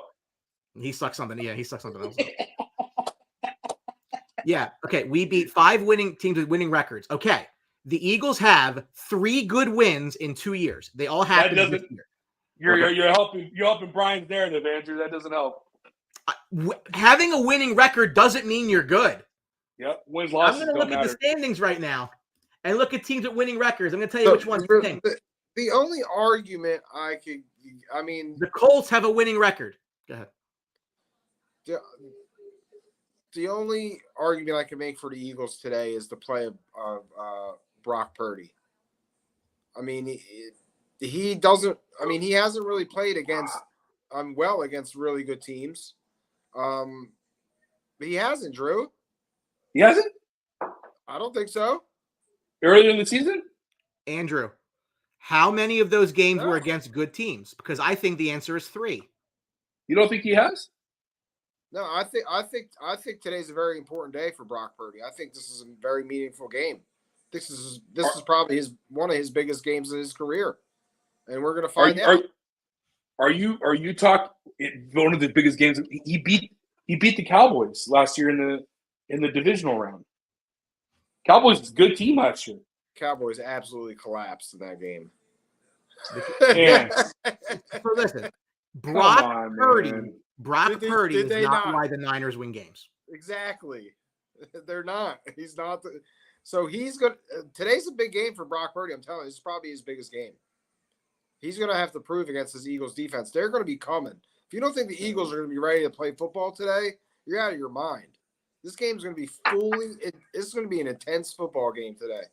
And that's why they destroyed the Steelers, which has a top 5 defense. That was game 1. Hey, but it's still a good team. Listen, this is like college. The week 1 don't matter. It doesn't. It doesn't. The football season started. I'm telling you. Today we're going to find out about Jaguars. No. Beat the Jaguars. No. Jaguars aren't the Eagles. No. Jaguars aren't the Eagles defense. They're not. What? They're not. Eagles defense is not that good. Are we saying Eagles defense is good? They're better than Jacksonville. They got past. Really? They're gonna get after it today. I take Jacksonville. I take Jacksonville secondary over their secondary any day of the week. Okay. Michigan's -3 against Alabama. Texas -4.5 against Washington. Michigan is +140 to win it all. Alabama's +250. Longhorns +280. Huskies +700. Oh, I take the Huskies in a minute. Michigan is not beating Alabama. Chris, no, he's not playing today. Chris. I don't believe he's playing today. We haven't heard anything. He's not. No, he's not playing today. Let's go bang bang Niner gang. Tonight's game. The 8-3 Kansas City Chiefs. Hey, what's 13 plus 5? What's 15 plus 5? 13 plus 5. Yeah. Math majors will tell you it might be the end of the season.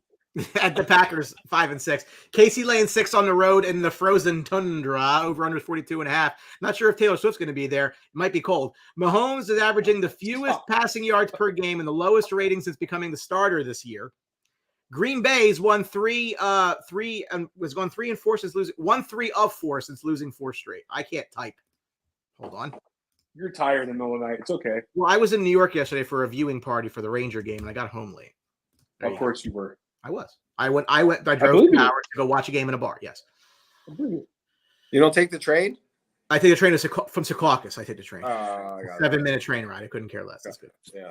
I don't drive in New York. I can't. And especially now, they want to charge $15 to drive in Lower Manhattan. Wow. Eat a bag. I'm not doing that. So this is everybody's jumping. I'm so tired. This might be the last game Green Bay loses this year. Not because they're any good, but because their schedule's ass. Yeah. Okay? Their schedule after this game is they play the Giants next Monday night. That's a win. They host Tampa. That's a win. They go to Carolina. That's a win. They go to Minnesota. That's a win. Then they host the Bears. Okay. So they're getting in. Like this, this might be just the last game they lose, and that's okay. Like, that's fine. They will then finish 10-7. 9-8 by the worst. I think that gets them in. Yeah. And listen, and I've talked about it. I'm okay with that. Let the Packers be mediocre, sneak in the playoffs, lose, and be that kind of team. Hold on a second. Hold on a second. Look, wait. Packers get the 7, and Detroit gets the 2. Can you rule it out? No, you can't. Of course you can't.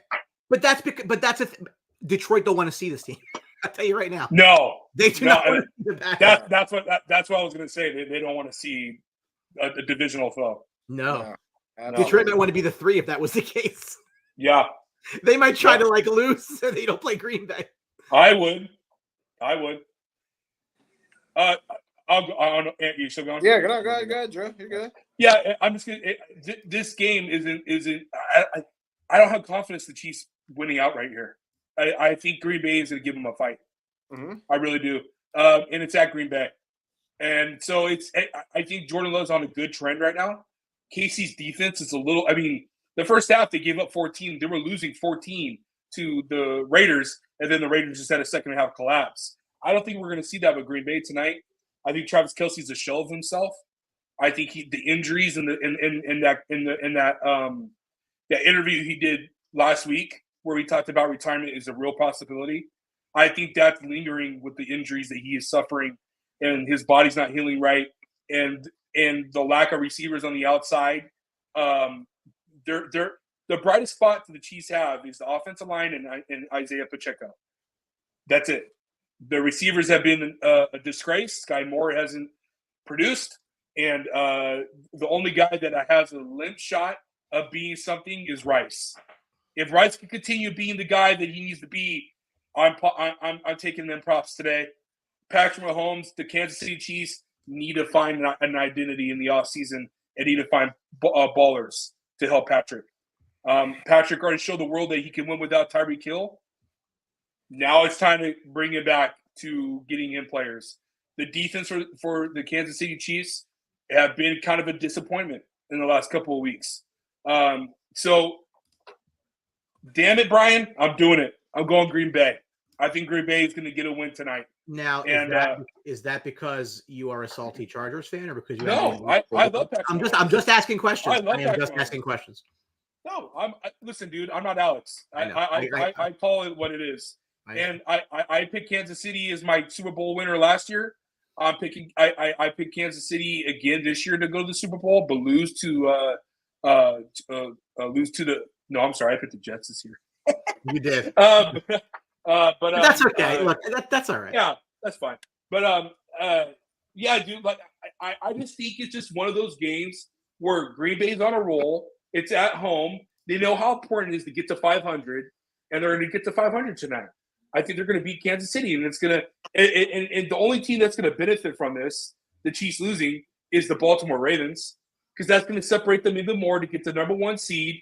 And it's going to be interesting to see Patrick Mahomes play in a wild card game. I'm like really interested to see that. So We'll call it what it is. I'm going Green Bay tonight. Healthy dose of A.J. Dillon and a healthy dose of Romeo Doubs. There's a guy there that a lot of people are not talking about. What's his name, man? The receiver? Jalen Jalen Reed. I know they lost out on Luke Musgrave. That's a huge loss for Green Bay, not having Luke.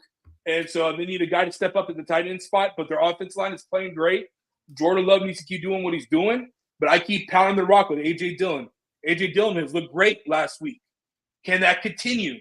That needs to continue because Aaron Jones is out the rest of the year. I'm starting both of them in different leagues. Yeah, I would too. Yeah. I would too. Yeah, I agree. Drew, I agree with you. I think Kansas City's going to win this game, but I like the plus. I'll take the +6 here. I think it's going to be a tight game. That's fair. 42.5. I actually like the over too. I think there could be points scored. Yeah, I mean, this is just a different Chiefs team, a team that we're not used to really seeing. They're more of a defensive team now, it seems like, and they're running the ball more often. So I think that's what's throwing us off with the Chiefs. We're just not used to seeing them play like they are. But tonight, I'm going to take the +6. I'm going to take the +6. The Chiefs win, but give me the Packers with the +6. I was trying to get something in here. Hold on. Wait a minute. People are urging college football NCAA to urgent for this year. They need to do an emergency 16 playoff. Are they going to do it right now? Yeah, good luck with that. They should. Yeah, I mean, listen. Obviously, we don't like the rules, so we're going to change them in the middle of the game. Yeah, sure. Absolutely. I would. Hold on one second.